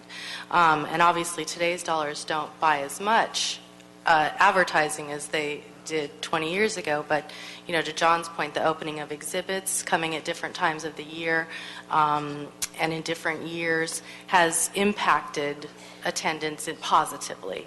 I think in terms of moving forward, the intention is to put into place marketing vehicles that general mass marketing, you can only evaluate based on the response that you get, who responds and comes through the gate. So that's the least easy to evaluate aside from attendance. In terms of other methods such as online, we can see exactly whether people are coming to the site after seeing our ads. We can track their behavior. We can see if it resulted in a conversion to a ticket purchase. If they choose not to purchase online, again, it's traffic to the gate. So we're really putting into place the measurement tools in order to evaluate online offers, any kind of promotional offers. We're tracking how many people are taking advantage of that and in what kind of patterns. If we have a 99-cent child's admission and we're promoting that with an adult purchase, how many kids are coming, how many adults are coming, what's the ratio, trying to get those mixes of offers and promotion just right. So we're just starting, obviously. It's only been a few months, but I think that you can look forward to us carefully monitoring what the investment is returning, because we don't want to spend the money foolishly. We want to be successful. We want to drive attendance, paid gate attendance, and that is how we will be measured. And it's my feeling that we will have to use offers. It's the best way to track the effectiveness of your advertising because it is trackable, but it means we have to get even more people to come to generate the same level of revenue. So again, efficiency is very top of mind, from my perspective. Okay, Mr. Lewis. Does that address? Well, I mean, it addresses, I think, how you might analyze future attendance changes. I don't know if it really is responsive to how we're projecting attendance increases right now, given that we have a unique market. We've never used this model. I don't know what we're comparing this with. We're assuming attendance, paid admission, fee increases, whereas the paid admission has increased very dramatically over the last decade, especially for children, whereas GLASA membership has not nearly as much. So I don't know how, using all that data, we can figure out we're going to add more to how much working families are going to have to pay to go to the zoo. And yet, despite that increase, we're able to project, significantly increased attendance. I'm not sure that I'm convinced that we have any data at all that, can lead to that conclusion. Yeah, and I think it goes to the point that's been made several times. There's a lot of assumptions in this plan, and it's just that, a plan. And so going forward, if we're not achieving those assumptions, we're going to have to go back to the drawing board and figure out why we're not and how we're going to achieve them or how we're going to adjust our budget.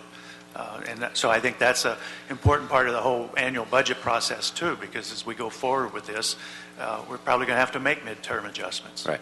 Well, and so related to that, the actual language of the MOU provides kind of that everyone's going to make a good faith effort, and I already assume that. I don't need an agreement to know that GLASA is going to make a good faith effort, and so is you and your administration. But there's no remedies in place for if projections fail to meet expectations.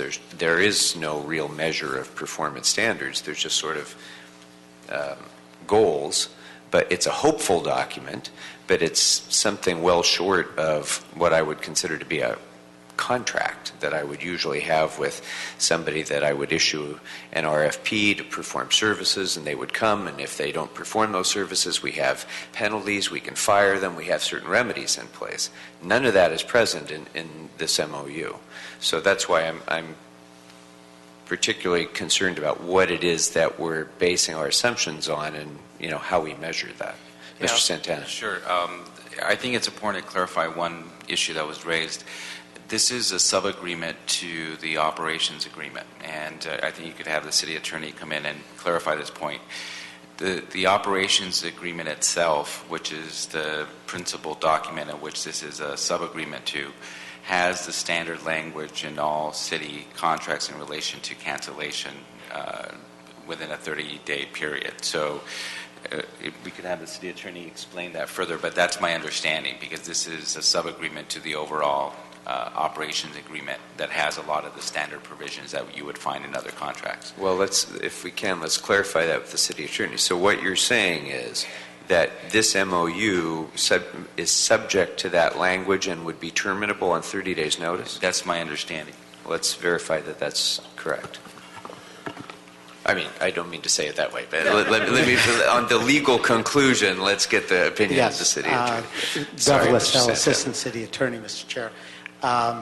This is, in fact, as Miguel said, a sub-agreement to the operating agreement entered into between the city and GLAZA.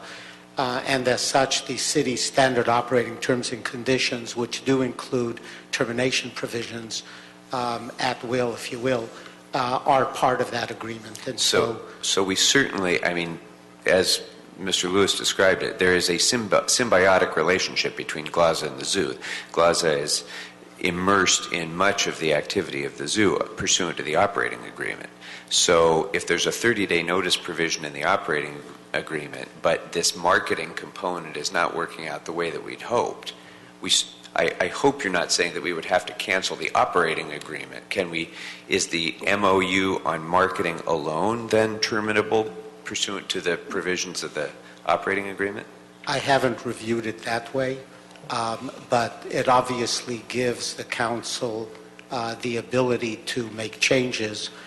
You also have the ability every year as part of your budget process to do a review of this proposed MOU. Okay. If I could point out, yeah. sir, on page number 9, it specifically states of the MOU of the page number 9 of the MOU itself specifically referenced that the city's standard terms and conditions exist in this MOU, of which the 30-day cancellation is one of those terms and conditions.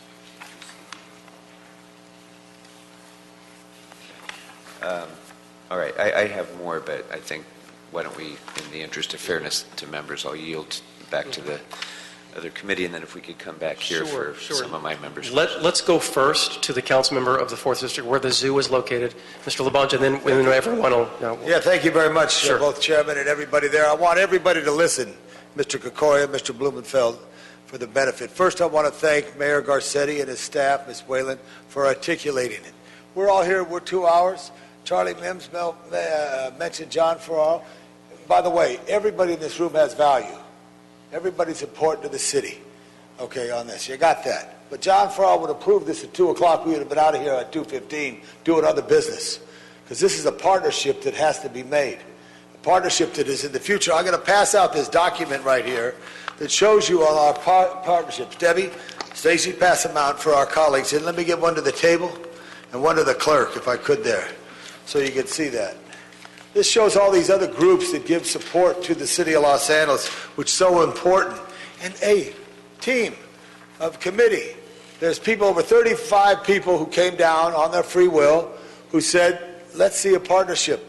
There's advocates for those who work there. By the way, this is the best hour to be at the zoo, because after days of hard work, you see the proud faces of those who care for our animal collection and do the education. I'm out at the zoo.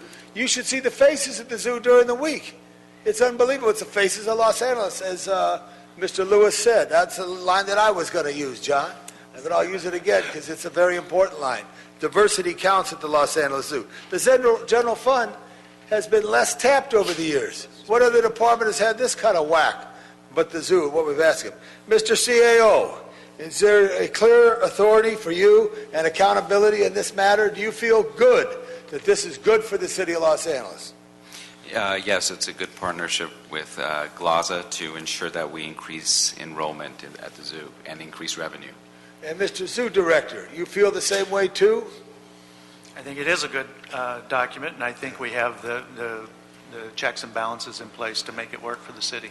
Now, for everybody's benefit, I'm 60 years old. I grew up in this city my whole life, and they advertised San Diego Zoo all the time. When I was 10 years old, 11 years old, I never got to the San Diego Zoo until I was married with my kids, that I went down there to see San Diego. It's been a constant pounding. San Diego Zoo's better. I don't know if it's better, but they just advertise better, and they get people to go to Motel Circle down there and all that, and whatever the whole dynamic is for the city of San Diego. On filming, Mr. Kokorian, Three's Company, they're there, and if anybody has a complaint, you talk to me. I get filming in my district. If you hear someone complain about the zoo, I want to hear about it, because all of us open it up. All of us open it up as much as we can. We want to see people work on that. But Three Company had their opening scene. Do you remember that? Or are you too young to remember? He didn't watch Three's Company. I hope he eat Christmas cookies. But anyway, I just really want to make this point to everybody. There's other things that are more constant that we've got to be aware of. A $225 million deficit. This is not affecting the budget. This is an opportunity to partnership. And look at this list here. The Glaza, since 1963. 1963, when started. When they went to the old zoo. And they went and moved to the new zoo. What a beautiful day when the city employees marched the animals from the old zoo in Park Central over to the new zoo. Believe it or not, some of us still call the zoo the new zoo because of the old zoo.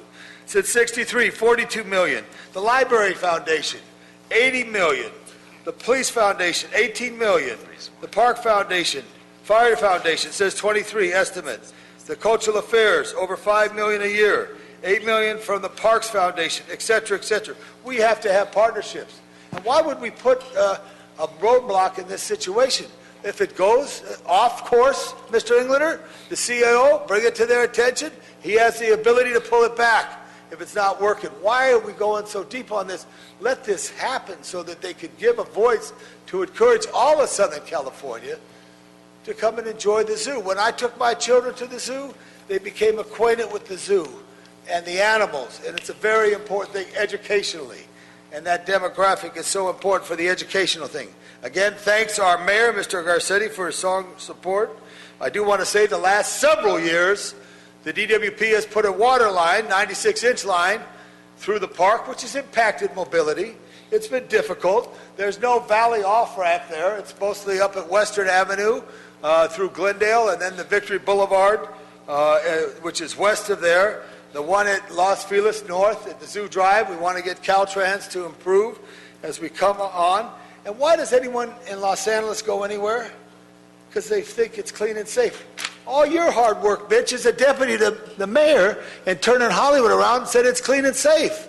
They want to go someplace where it's clean and safe. And that's what the ability of our zoos or our parks have to experience the city. I just say there's many more issues that could be compounded and relationships that we have to try to develop and enhance at this time. So I strongly support the CAO's recommendation, and this is a good thing. Everybody here has value. My door's been open to everybody, but not everybody came in the door. I want to say that, Cheryl. So my door's been open, right, Cheryl? Right, Cheryl? I've got a smile. My door's been open. So anyone who wants to talk to me, come talk to me. I always will be there to listen and then try to make the best decision for the city. And in closing, the late, great John Farrar would say, yes, move forward. Relationships count. And this is a relationship of a long-lasting, since 1963, over 50 years, delivering for the people of Los Angeles, for the children of Los Angeles, through a variety of programs. And if you have any extra questions, I'm an expert. Ask me. Thank you. Just wanted to see if anybody was listening. I don't think my colleagues, they didn't laugh, but you heard. So.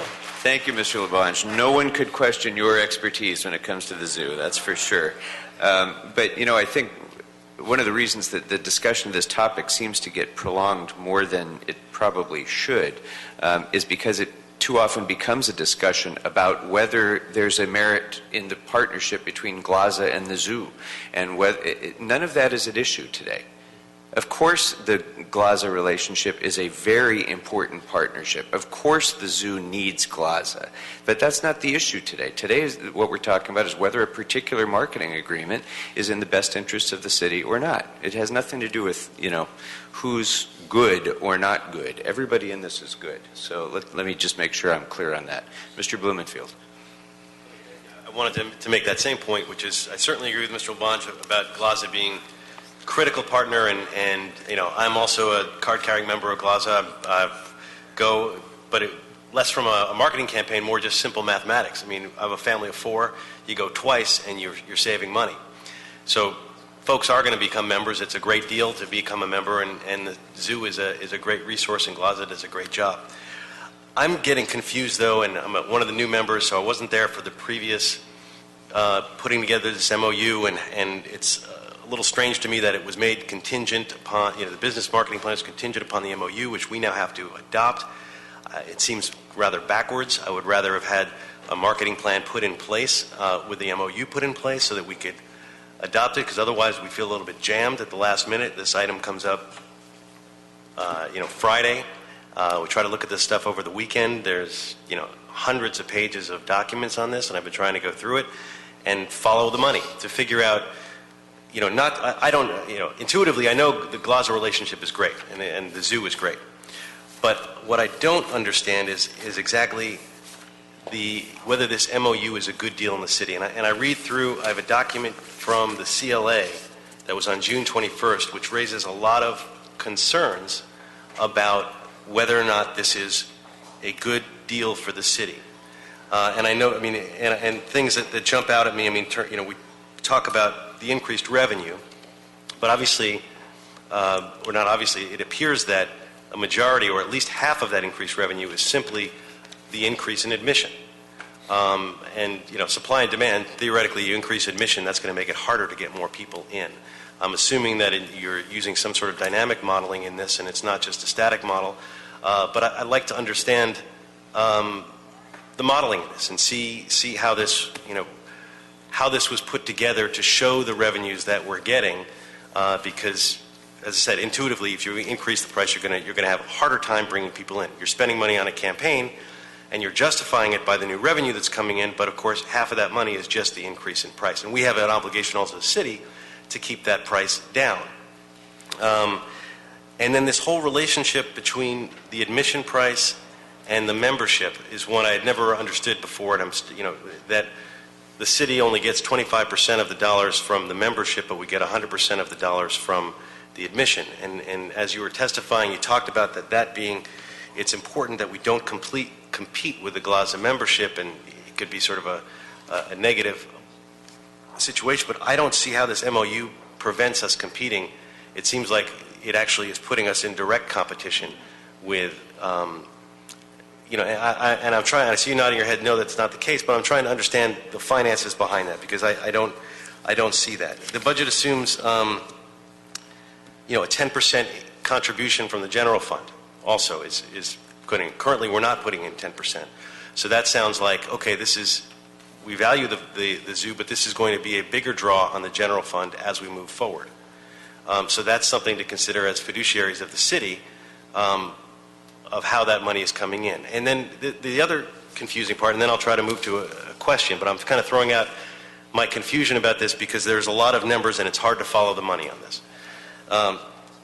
We talk about general fund only in terms of the money that's coming from the general fund to the zoo, not the foregone money that's going to GLAZA through the membership or in other fashions. When we're losing 75% of an admission because that person has chosen to take a membership versus an admission, that's general fund dollars that we don't have.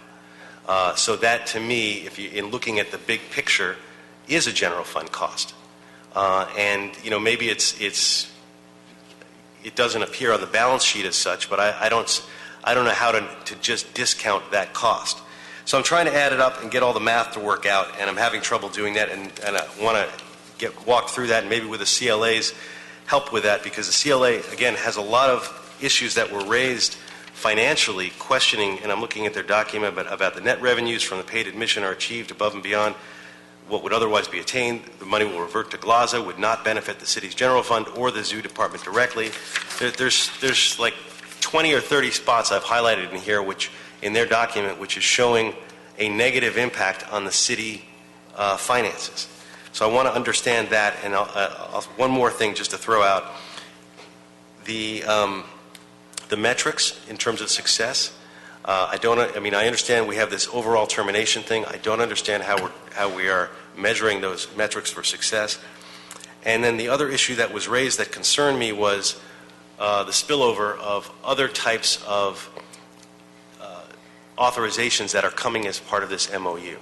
Like the woman referenced the parking preference. I never even thought of that. But if this MOU is allowing parking preferences as a marketing campaign, then that's something that we as a city might want to consider. That has a real impact on all of the users of the park in different aspects. I want to understand what other things are out there in this MOU that are being authorized that we may not be thinking about. What about concessions? Is this marketing agreement authorizing GLAZA to contract with concessions? If so, what are the terms of that, and how are we measuring that?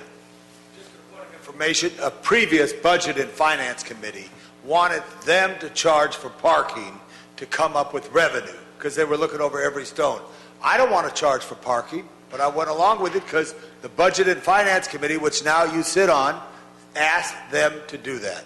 That's why. And the city attorney made an opinion, whether it's legal or not, concerning the, quote, trust for Griffith Park, which was sent to them as well, and said that it is legal for that. But you should research that. I don't want it, Bob, but you're trying to, I'm saying we are trying to get everything. Okay. I didn't like yesterday there were 2 traffic officers writing tickets on a street in Los Angeles. Wait a second, Mr. Chairman. But Mr. Blumenfield had the floor, and he asked a question. As the councilman of the district, Paul, because I'm very serious. Here's the problem. I get that you're passionate about this, Mr. LaBonge, but Mr. Blumenfield had a question of staff. Mr. Blumenfield's a member of the Budget and Finance Committee. I wanted to make a point about parking, so that's what I wanted to make a point about parking. Okay, thank you. Now, can Mr. Blumenfield get his questions answered, please? Yes. We'll start with the first question about the assumptions, the sequence of. You want to talk to that, Denise? I'm sorry. The first question was about the sequence of. Help me again. I was writing down notes on all of them, and I remember. Yeah, and I wasn't very helpful in terms of asking clear questions. I was throwing out my concerns and as a primer saying, I'm not comfortable with this document yet, and it just came to us yesterday, and there's a lot in here, and there are a lot of questions here. So at the end of the day, I would love it if there's some other way to get a little more time to really delve into some of this, but that may be a next question. Just in terms of the sequencing, I was saying it's a little backwards the way we're going about this in terms of approving an MOU, that the marketing plan that was contingent upon an MOU, and the only way the marketing plan is successful is if the MOU is in place.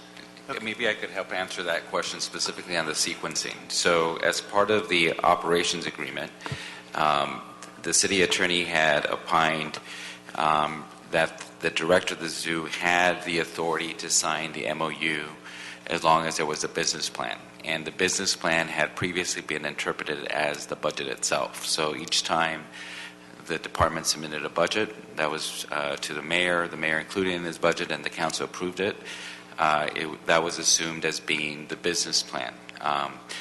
Last year, in the context of an MOU being signed in relation to marketing, there was a specific request made by the council as part of the budget that the way that it previously done no longer be done, and that a specific marketing plan be developed and implemented and presented to the council for approval. And so you're correct, the sequencing seems a little odd, but it was as a result of specific action that the council had taken. So the marketing plan was developed. It was developed and submitted to council, and it met its deadline. I believe it was at the end of October was their deadline, and they were able to meet that. And now that's before you. And the city attorney has opined that in addition to approving the marketing plan, that the MOU that is currently in place must be ratified by the end of this calendar year. If it's not ratified by the end of this calendar year, then it's no longer it's void at that point. Right, but the marketing plan was contingent on the MOU. Yeah. Which we now haven't approved. Yes, and if I can, just going back to the ordinance that established the zoo, we have had several MOUs with GLAZA. And so this kind of goes to one of your questions about the revenue coming in from membership.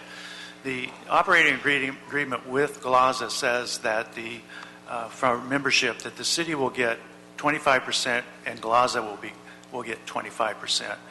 I am authorized to negotiate with GLAZA on how any other monies may be spent. So we're getting additional services. Number one, we're getting a broader membership program with that remaining 50%. We're getting our website done. We're getting publications. We're getting docent programs. There are a variety of other services, in other words, that we're paying for out of that 50%. It's not so. I hear the phrase, "Why is GLAZA getting that money?" The zoo's getting that money. All the things that we're doing together is for a zoo product. It's all for the zoo, but it's foregone general fund. So that 50% is money that would have been general fund, that then the general fund we could have given to the zoo to do those functions. Instead, we're just cutting out, going back to the city and coming back. They're all good things. I want to spend the money on the zoo. I love the zoo. That's not the issue. I understand. But when we look at it and say, well, it's not general fund money, it is general fund money. It's foregone general fund money, which is fine. It's another way to do it, but it's sort of an accounting gimmick to say that it's not costing the general fund money. It's just not going through the general fund. Well, and just because I'm sensitive to the comment about, not yours, but other comments about being transparent, if you look at the ordinance that formed the zoo, a lot of these authorities were transferred to the zoo director. And those were the assumptions that were made at the time. If the council and the mayor wants to change those assumptions, that's fine too, but it wasn't done as a gimmick or to be non-transparent. It was just... I'm not saying it's a bad thing at all. I'm just saying when we look at the totality of what is this costing us, I can't ignore those costs. Right. And I understand, or maybe I don't understand, but I'm sure there's a good historic reason for why we got there. I'm not questioning it. I'm just trying to look at the dollar as they come in and where they're going. And to clarify, those dollars would go to the Zoo Enterprise Fund, not to the general fund. And so you couldn't use dollars that would have that go to GLAZA to pay for police officers. So it would have stayed within the Zoo's Enterprise Fund itself. Right. And maybe I can just offer some overarching background on this, and that goes back to the operating agreement and the ability to enter MOUs. There's a overarching operating agreement that governs the relationship between the zoo and GLAZA. It's a 25-year agreement expiring, I think, in 2022. Within that operating agreement, it states that the zoo director can enter MOUs that conform with and carry out the objectives and strategies of the marketing and business plans as approved by the council. And so, as Mr. Santana had mentioned, in prior years, the budget had been viewed as the business and marketing plan, and that view changed a little bit earlier this year as it needed the overarching business and marketing plan. So with that basis, there have been several MOUs that have been entered between the zoo and with GLAZA. There's one for membership, publications, and volunteer programs. There's one for financial assistance, special events and community affairs. There's one for concessions, and then this latest one, which is for marketing and marketing, public relations, and catering. So that's like the bigger picture in terms of how the MOUs can come about. This one, and you were correct when you were stating that the admissions, the paid admissions would go directly to the zoo, and that membership, a portion of that amount goes to GLAZA and a portion goes to the zoo, and then the balance of it would normally go to the zoo trust fund unless an MOU is entered between the zoo and GLAZA for additional responsibilities. An MOU that has to be approved by the council, that can be done directly? Well, the business and marketing plan needs to be approved by the council. Once the business and marketing plan is in place, then the zoo director has the ability to enter the MOUs. But the part of the discussion had been that the council did not have the business and marketing plans up until just recently. And it's important to point out that that the MOUs pertaining to concessions and membership, which issues you raised, are not before your council right now. What's before your council is specific to marketing. And so those are separate MOUs with separate timeframes. And so probably for a separate discussion altogether. Yeah, but and then just to add to that, what is before you is the business and marketing plan and the MOU. And if you wanted to move forward with these, you would have to take two actions. One is to approve the business and marketing plan, and secondly, to ratify the MOU. And then any other option beyond that. If I can add one last piece to it, and I see the quizzical look on your face like, welcome to my world. The idea of the one-year marketing and business plans came about again in 2008, 2007, 2008, when all the budgets just went nuts. And we had no certainty at the zoo as to what was coming or what was going to happen. So it was my decision, looking at the ordinance, that I would use the annual budget as the marketing and business plan.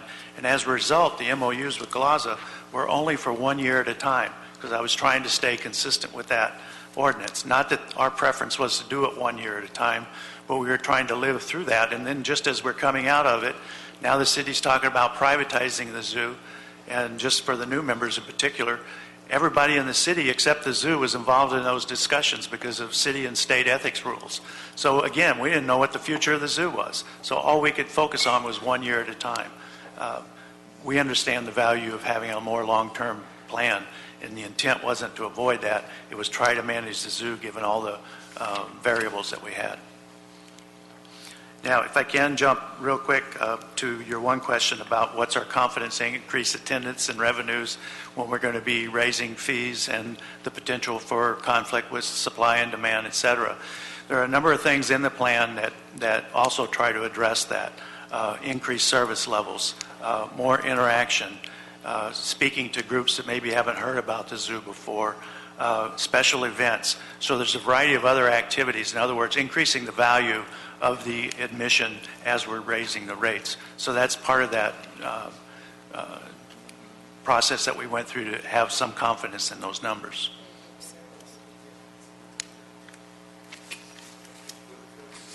I have some other ones, but I'll come back. I don't want to hog up all the time. So. All right. Thank you, Mr. O'Farrell. Thank you, Mr. Kokori and Mr. Blumenfield. Mr. Price now has the floor. Thank you, Mr. Chair. And I want to thank the CAO and CLA and Zoo and GLAZA for their testimony and for their commitment to this issue. I certainly, in principle, support public-private partnerships. Part of that, obviously, is true and open communication. We heard about the working group report that was worked on, I guess, with labor, with management, other stakeholders, and then the report, according to one, is just sort of discarded or not taken into consideration. I'd like to get some comment on that. Also, this whole issue of transparency is important, and I'm just a little confused. I guess you were saying that every year there's a chance to review whatever MOUs were entered into. It's sort of a yearly review when the matter comes back before the council under the budget hearings there. And then finally, this whole marketing strategy, I think, is interesting and exciting. An opportunity, I think we all agree, to reach out to different audiences who have not been a part of the zoo family.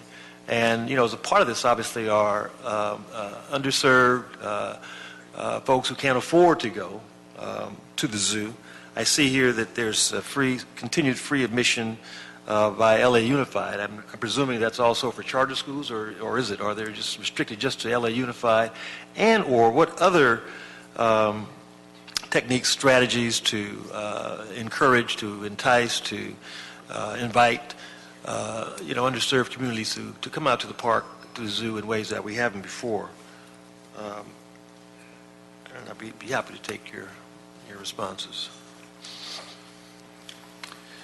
I'll try to clarify the one-year plans and the one-year MOUs. What I was trying to to share is that based on the ordinance, the MOUs have to be based on the marketing plan. And if you have a 5-year marketing plan, the MOUs within that can only be 3 years. So there's a limit of 3 years on how long they can be. Since they have to be authorized by the plan, and we were looking at our annual budget, a 1-year budget as our plan, then I felt we only had authority to have an MOU for 1 year. So for a time period, and certainly wasn't the most efficient way to do it, but every year we had to redo those MOUs to be consistent with the budget. So that's what I was trying to share in that regard. And you suggested that Yeah. would be the oversight, is that these are going to be coming up for review during the budget? Yes, sir. Well, they would be, the oversight is being reviewed at the zoo, not as part of the budget. That's not what the ordinance says. So. But as part of the budget, any increases in fees, $1, which is part of the plan, that does have to be presented to your council as part of the budget process. And any additional revenue that's transferred from the general fund to the zoo, that also has to be approved. And I think it's important to point out in terms of the working group's report, at the request of the committee, it was released as part of the budget process. It was released? Yes.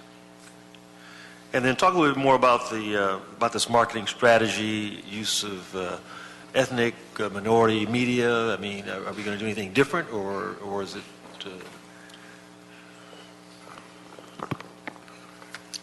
Yes, I think we, hi, Kate Hilliard, sorry. We do want to continue to do research. As Mr. Lewis mentioned, the general attendance of the zoo does very closely reflect the general population of Los Angeles, and I think that's something, that we can all be very proud of. But I hear what you're saying, and I think that there is a great opportunity to continue to reach out to different ethnic groups within Los Angeles and make them feel that the zoo is a place for them. And so in the research and planning process, we will be identifying media opportunities as well as cultural partnerships that can assist us in reaching those audiences in an effective way. I would certainly would encourage that, would support that, and figure out a way to measure that. I mean, let's see if it's working or not. Let's see how many kids are coming to the zoo who normally would not have a chance to come to the zoo. I mean, that's the measurement for me in terms of success. Well, and I think the school groups is sort of a separate effort because that is handled through the LAUSD, but in terms of family and general visitation, we can continue to look at the data, the research that shows us what the demographic distribution is. Yeah, well, again, I think it's a chance to collaborate with the schools, and making sure that it's a program and policy that is effective. It's providing as many resources as possible, many connection points. And so that's what I'm going to be looking for in terms of success, in terms of benchmarks. I mean, are we really moving the needle in those communities in need? It's good to increase the overall population and the overall revenue, but are you, still the issues of meeting unserved communities, I think, is an opportunity and obligation that we have. Yeah, I appreciate that comment, and it also goes along with our mission. I mean, part of our mission is to conserve wildlife. It's not just you and me, it's everybody, and the more we can get involved. So thank you. We've got some notes here. Thanks. Terrific. Thank you. And Mr. Cedillo. Mr. Chairman, actually, if I can, before we go to Mr. Cedillo, sure. I just want to, because I know there's people waiting for Budget and Finance to start its special meeting. So I'm going to go over our agenda again. I've already recommended as consent items numbers 1, 2, 3, 4, 5, and 7, and 13. We are going to continue item 6. We are going to continue item 11. I am going to recommend item number 10 for consent. And items 11 and 12 will be continued as well.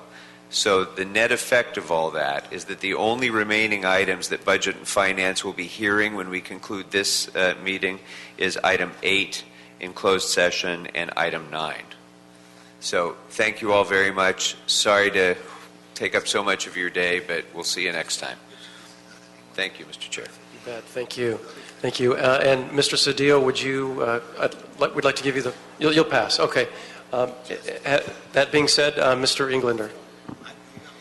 Yes, thank you. I actually had a lot of questions, and I've been listening to a lot of the discussion and a lot of the questions that came out, and I think every question is, quite frankly, been asked and answered, except perhaps a few.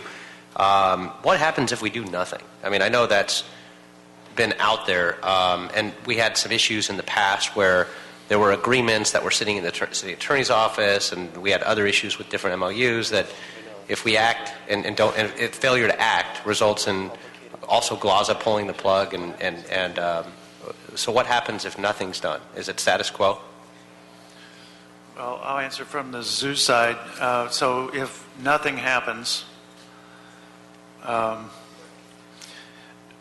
obviously the MOU would be null and void, and that was, based on the fact that we wrote the MOU that way to give the council a chance to act on it. Back, if you remember, back in June, there was no action passed by the council, so we're left with the MOU. So we would not have that. So as the CEO said, we don't have the money to buy media, and I don't have a mechanism to enter into an agreement with GLAZA to get those funds. So yeah, we'd be kind of dead in the water as far as the marketing program. Now we do have some staff, and they can send out emails and send out press releases, but we won't be buying media. So let me ask you that on so the contract to enter in with GLAZA, and so they can oversee the marketing efforts and have funds for that. With that, I want to split this into two different ways, if I could. One on that is that it seems to be also tied, though, to, for whatever reason, well, for obvious reasons, but it's tied to the receipt of general funds as well, going up back to the 1.8 million, and a new gate fee. And could anything be done without those funds at all? In other words, could there be a marketing plan that didn't also include, and I understand new revenue generation and the effort to raise money, but could there be a marketing plan that didn't say, okay, we're going to tap the city's general fund as well as increasing gate fees to get there? I'm sorry? I think it's important to clarify is that the assumptions of increased general fund contributions is they've developed projected budgets for the zoo itself. Mm-hmm. Okay, so now the marketing plan, right? So these are sort of. I think it's the reason why I think it's a useful exercise is that it's important to sort of establish forecasts for where you want to be. Now, ultimately, that's your decision. You're on an annual basis. But here's the issue I have: is if you tie the performance of the marketing plan to attendance based on the dollar amounts that the zoo is making, and the council decides for whatever reason, and I don't know that the will of the council is there or not, to not move forward and raise the admission cost, then you can come back and easily blame it on the failure, or if it doesn't work out or meet the projections, that the attendance is not there. Because financially the zoo is not making any more money, therefore the marketing plan didn't work, but it was the council's failure to increase the admission cost.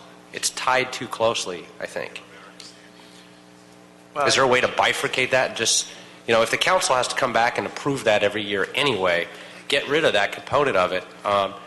If there's a way to do that and to implement this, and let me just make it a little more clear, and rather than cloud it. I started thinking about and listening to a lot of the conversation. And when you think about the major attractions in Southern California and what's been successful, the Grove is a great example of that. Here's where you had one of the most credible, if not the most credible, developer in Southern California come in and say, I'm going to pour in millions of dollars to attract people not to spend any money. I want people to come and picnic with their family. I want a gathering location. And everybody said that business model is crazy. It's never going to work. It's one of the most successful and profitable shopping centers in not just California, but the United States. If you look at Disneyland, going back to what Walt Disney did when they opened up Disneyland, they thought he was crazy. He was printing at that time, tens of thousands of dollars in commemorative books, and he gave every single person that left one. And they said, you should be selling those for 10 cents or 25 cents, and you can make a lot of money. He said, no, I want people to remember their experience and share it with others so they come back. If you look at Staples Center, that a lot of people said we wouldn't make any money on here locally, it wouldn't come back to the local economy, and what it's done to downtown.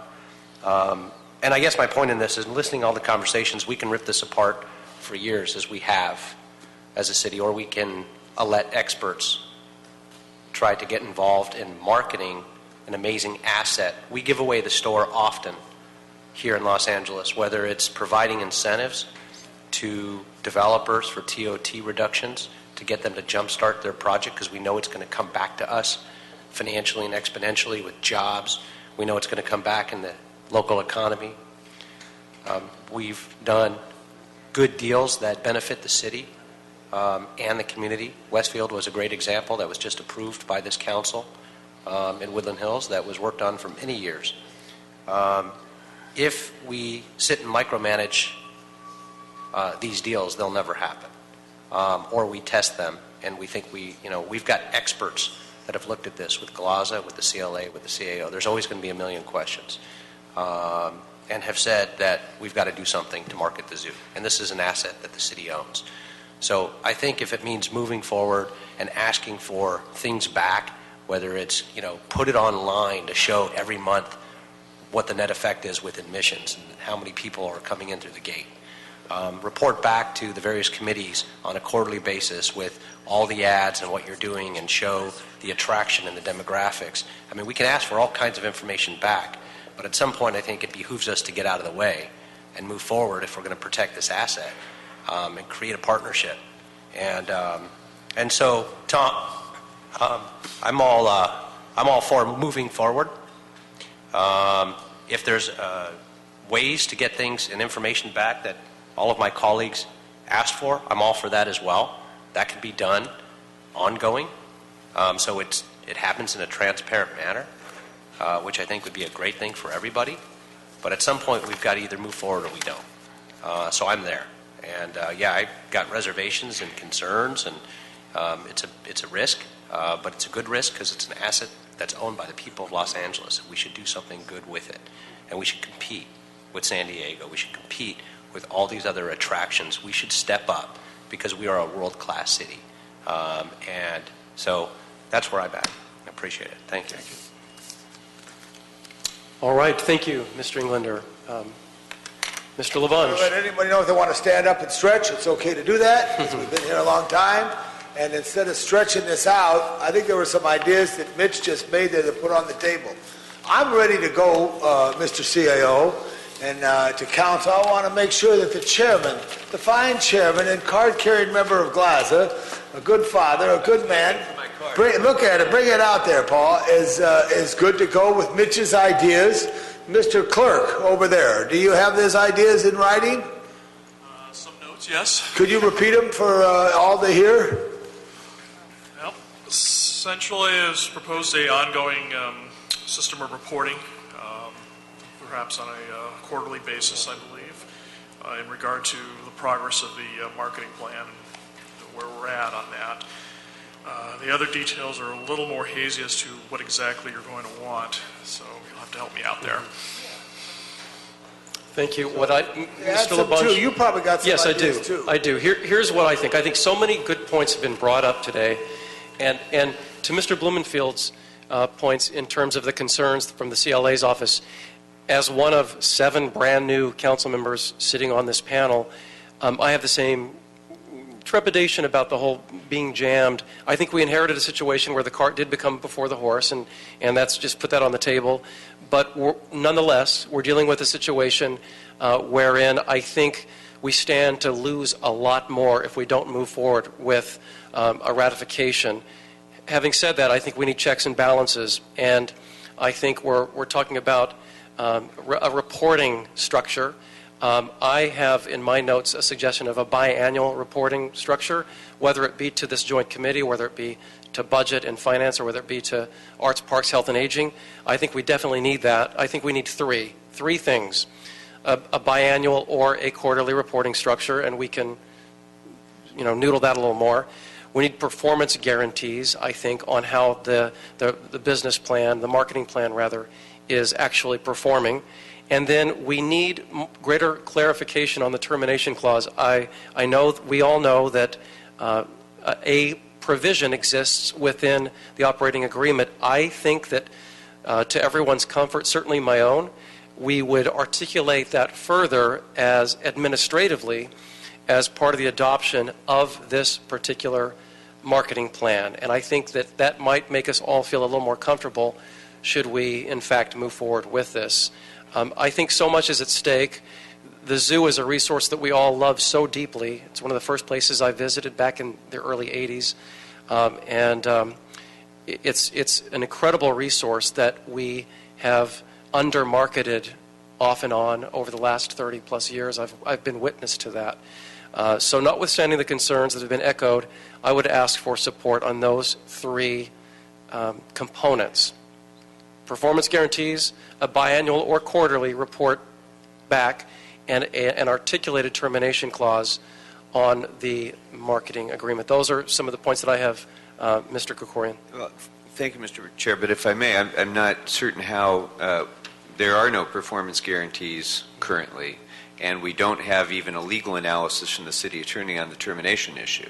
So I'm not sure how we would proceed forward on what we have before us on the table today and achieve either of those goals. Those are important goals, but they're not before us, and we don't even have a legal analysis of that. So I'm supportive of that direction.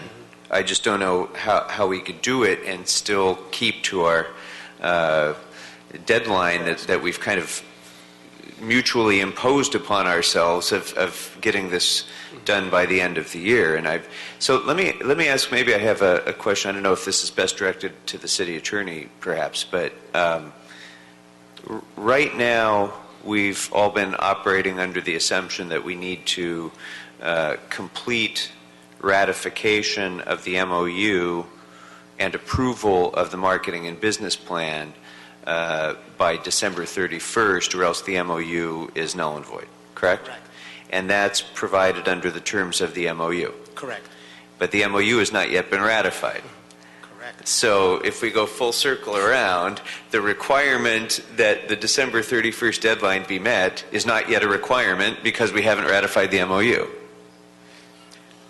However, I think that for the parties and the language of the MOU itself, once December 31st comes and goes, if the council has not approved the business and marketing plan and has not approved or ratified the MOU by its own terms becomes null and void. Yes, but its terms are null and void today because they haven't been ratified by this city council. There is no MOU in place because this city council has not voted to ratify it. So where I'm going with this is this. If I've heard many members express different things that they would like to add into the marketing plan, further consideration by GLAZA to do certain things for the zoo to do, questions about the financial issues involved. A lot of questions have been asked, and at least 4 of our members are seeing this for the very first time. They weren't here when the CLA did the June analysis. They weren't here when that previous budget committee, made its requests, or when we did. So I'm looking for a way that members can get their questions answered, and we can get the financial analysis that the CLA said back in June that it needed this business and marketing plan in order to do, without upsetting the apple cart. And I think if you will agree with me that the MOU is subject to amendment because it hasn't been ratified. I mean, even if it had been ratified, the council could still, change what it has done. So could we not simply extend that null and void deadline for 90 days and allow further development of some of the issues on substance that members have talked about, to allow the CLA's office to complete a financial analysis, to allow Mr. O'Farrell's recommendations about further analysis about terminability and the performance measures to be brought into this? We can do that in 90 days. You can. However, GLAZA, as the other party to that potentially null and void MOU, needs to agree to moving that date from December 31st to the end of March. And if I may interject myself, Mr. Corian, could there be a scenario wherein we ratify contingent upon X, Y, and Z? That way, is that another way to go? I would like to see what the X, Y, and Z is. And then once again, it would be up to GLAZA. Since this is a contract, there must be a mutual meeting of the minds. So the council could take that action, but if GLAZA did not agree to it, then you have an impasse, and at the end of December, you would have a void MOU. Considering... I'm sorry, but again, just for the record, yes, there has to be a meeting of the minds, but until the council ratifies, there hasn't been a meeting of the minds yet anyway. So, right, except I think that, at least from speaking for GLAZA can speak for itself, but I think that the zoo and GLAZA have acted in the last 6 months based on certain assumptions. Sure. So those assumptions would be changing. GLAZA would still have to agree. I totally agree with you. Totally agree. They absolutely would. Can I speak to the metrics question? Because one of the things that the city attorney did as we were working out the MOU was tell us that we could not include the 3-year budgets as part of that MOU because the council and the mayor approved the budget on an annual basis. So it became illustrative. However, the first year of that illustrative budget is part of our current fiscal year budget. And in my mind, that's where the metrics lie. If we're not making those targets, if we have to cut back on operations, they're not meeting the expectations. So I think the metrics are covered. So then maybe that illustrative language can be narrowed to so reflect that at least in the first budget year, those are not just goals, those are in fact expectations. There's a meeting of the minds that those goals will be met, or else the contract is terminable. Right? I mean, I agree with you. That's built into the budget. That's the expectation that... And I'm trying to provide you with the assurance if that's the way we've managed it going forward. I mean, so again, that we could fix that if we had the opportunity to continue this off for a brief time. Mr. Chairman, if I may. Rich Lichtenstein, co-chairman of GLAZA. I'm not sure if I want to debate the law with you, Councilman, because I only went to law school. I never practiced law. However, it is GLAZA's view that when the council did not rescind the MOU in June, that a valid and binding MOU was in place for the 6 months. Doesn't matter to us whether you want to look at it that way or in the perspective that you have provided this afternoon. GLAZA is more than happy. We are your partners. You've heard that word a lot today. We're a little sad at some of the relationship building or lack thereof that has taken place between GLAZA and the city family in the last year or two. We feel like we've been doing an awful lot to extend ourselves to you and the city to try to further the asset. Having said that, in the spirit of partnership, if it's the council's will, this committee's will, the joint committee's will, that we extend the MOU for 90 days so that we can amend things that particularly some of the new council members have raised and some of you all have, some of which are quite acceptable to us in terms of some of the measurements. We're more than happy to do that as your partner. So if there is the will of the joint committees to do that, and the city attorney believes that we can extend what we believe to be a valid binding MOU, we're prepared to do that. Mr. City Attorney. The operative, it would simply be amending the language, and we would do that with GLASA. Everything would remain the same except the December 31st date by which the council must act or the matter is void would be extended to the end of March, which is the date that I heard Chairman Krikorian mention. That's the substance of my proposal, and I think that's what Rich has just responded to. Within that time, I mean, if it were appropriate and if GLASA agreed to that certain things that members have mentioned make sense to integrate, we could have further discussion about whether there might be additional amendments that would give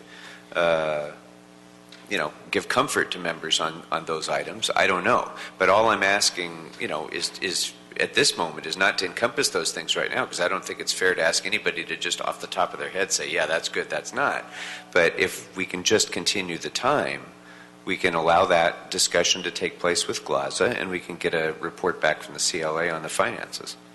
And Councilman, we will continue not to obligate you and the city family during that 90-day period. You forgot to ask that. I'm sorry? You forgot to ask that we will not obligate you, as you asked me in June. We will not put the city on the hook for any dollars. They will continue to be GLASA, non-public funds. Thank you. Thank you very much. All right. Thank you. And Mr. Cedillo.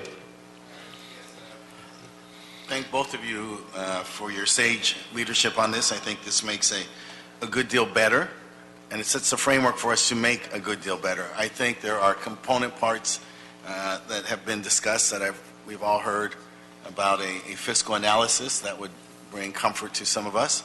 I think statements have been made about amplifying the marketing plan. This is an incredible city of people from all over the world who just on the natural have a greater intimacy with animals, more familiarity, and would be more inclined. I think we're not reaching them. And so there's a need for a multi-language, multicultural marketing so that the participation, and my son takes my granddaughters, let me tell you, they're so excited, and they go frequently. So excited to be there, and so we obviously want to do that for the success of the zoo. It gives us an opportunity to place the benchmarks that people talked about. And then another opportunity, I think, important process is important. It does matter. The unions have a contribution to make. We should listen to them and let them make their contribution so that we can go forward. And so I applaud your leadership and the leadership of both chairs and suggest that we, with the great leadership of the councilman,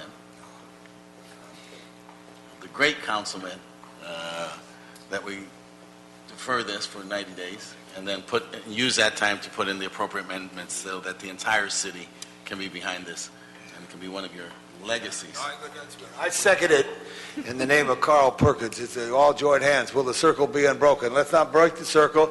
Let's get in a circle and try to make this thing happen, because GLASA is a tremendous friend of the zoo, of the children, of the families of Los Angeles, of the people of Los Angeles and Southern California. And I'll second there's a that. great caring, thank you so much, and there's a great caring. As I said, at this hour, you see the faces of the people who work at the zoo, who carry on the mission at the zoo, and work with the animal in the collection, and all that is a plus. So let's make this a plus, and not try to micromanage it. Come up with these ideas, get the professionals, CAO, we thank the CAO's office, CLA, and come together, because no one else is going to be there if we don't make this happen. Thank you. Thank you. I think without... Anything further on budget and finances side? Okay. So actually, I guess for... Mr. Clerk, when are we in council, Mr. Clerk? This is scheduled for council on the 11th. Which is 2 days from today. Yes. Thank you. Okay. We will have an amendment drawn up for the zoo and GLASA, just extending the date of void from December 31st to the end of March. Okay, so for the sake of clarity then, is there that would be my motion on the budget and finance side. Is there a second from my committee members? Okay, any opposition? Okay, so Budget and Finance approves that 3-0. All right. And without objection, I think we're unanimous in Arts Parks. We'll let them take direction. So moved. Okay, hold on. What?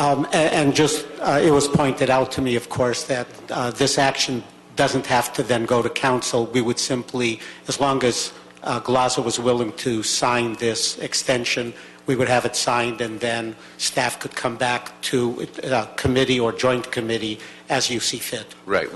Yes, exactly. And then with regard to my motion, as I alluded to, it doesn't really impact any change to the MOU, but we would also instruct the CLA to come back within that time period with a financial analysis based on the management and business plan.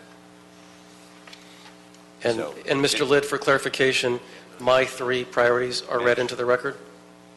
Performance guarantees, reports back, termination clause. Thank you. Absolutely. Thank you. All right. Thank you. Further, Mr. Thank you. O'Farrell? Thank you, Members, sir. anything further? All right. It looks like we are adjourned. We are adjourned. Thank you so much, everyone. Nice work. Pleasure working with you.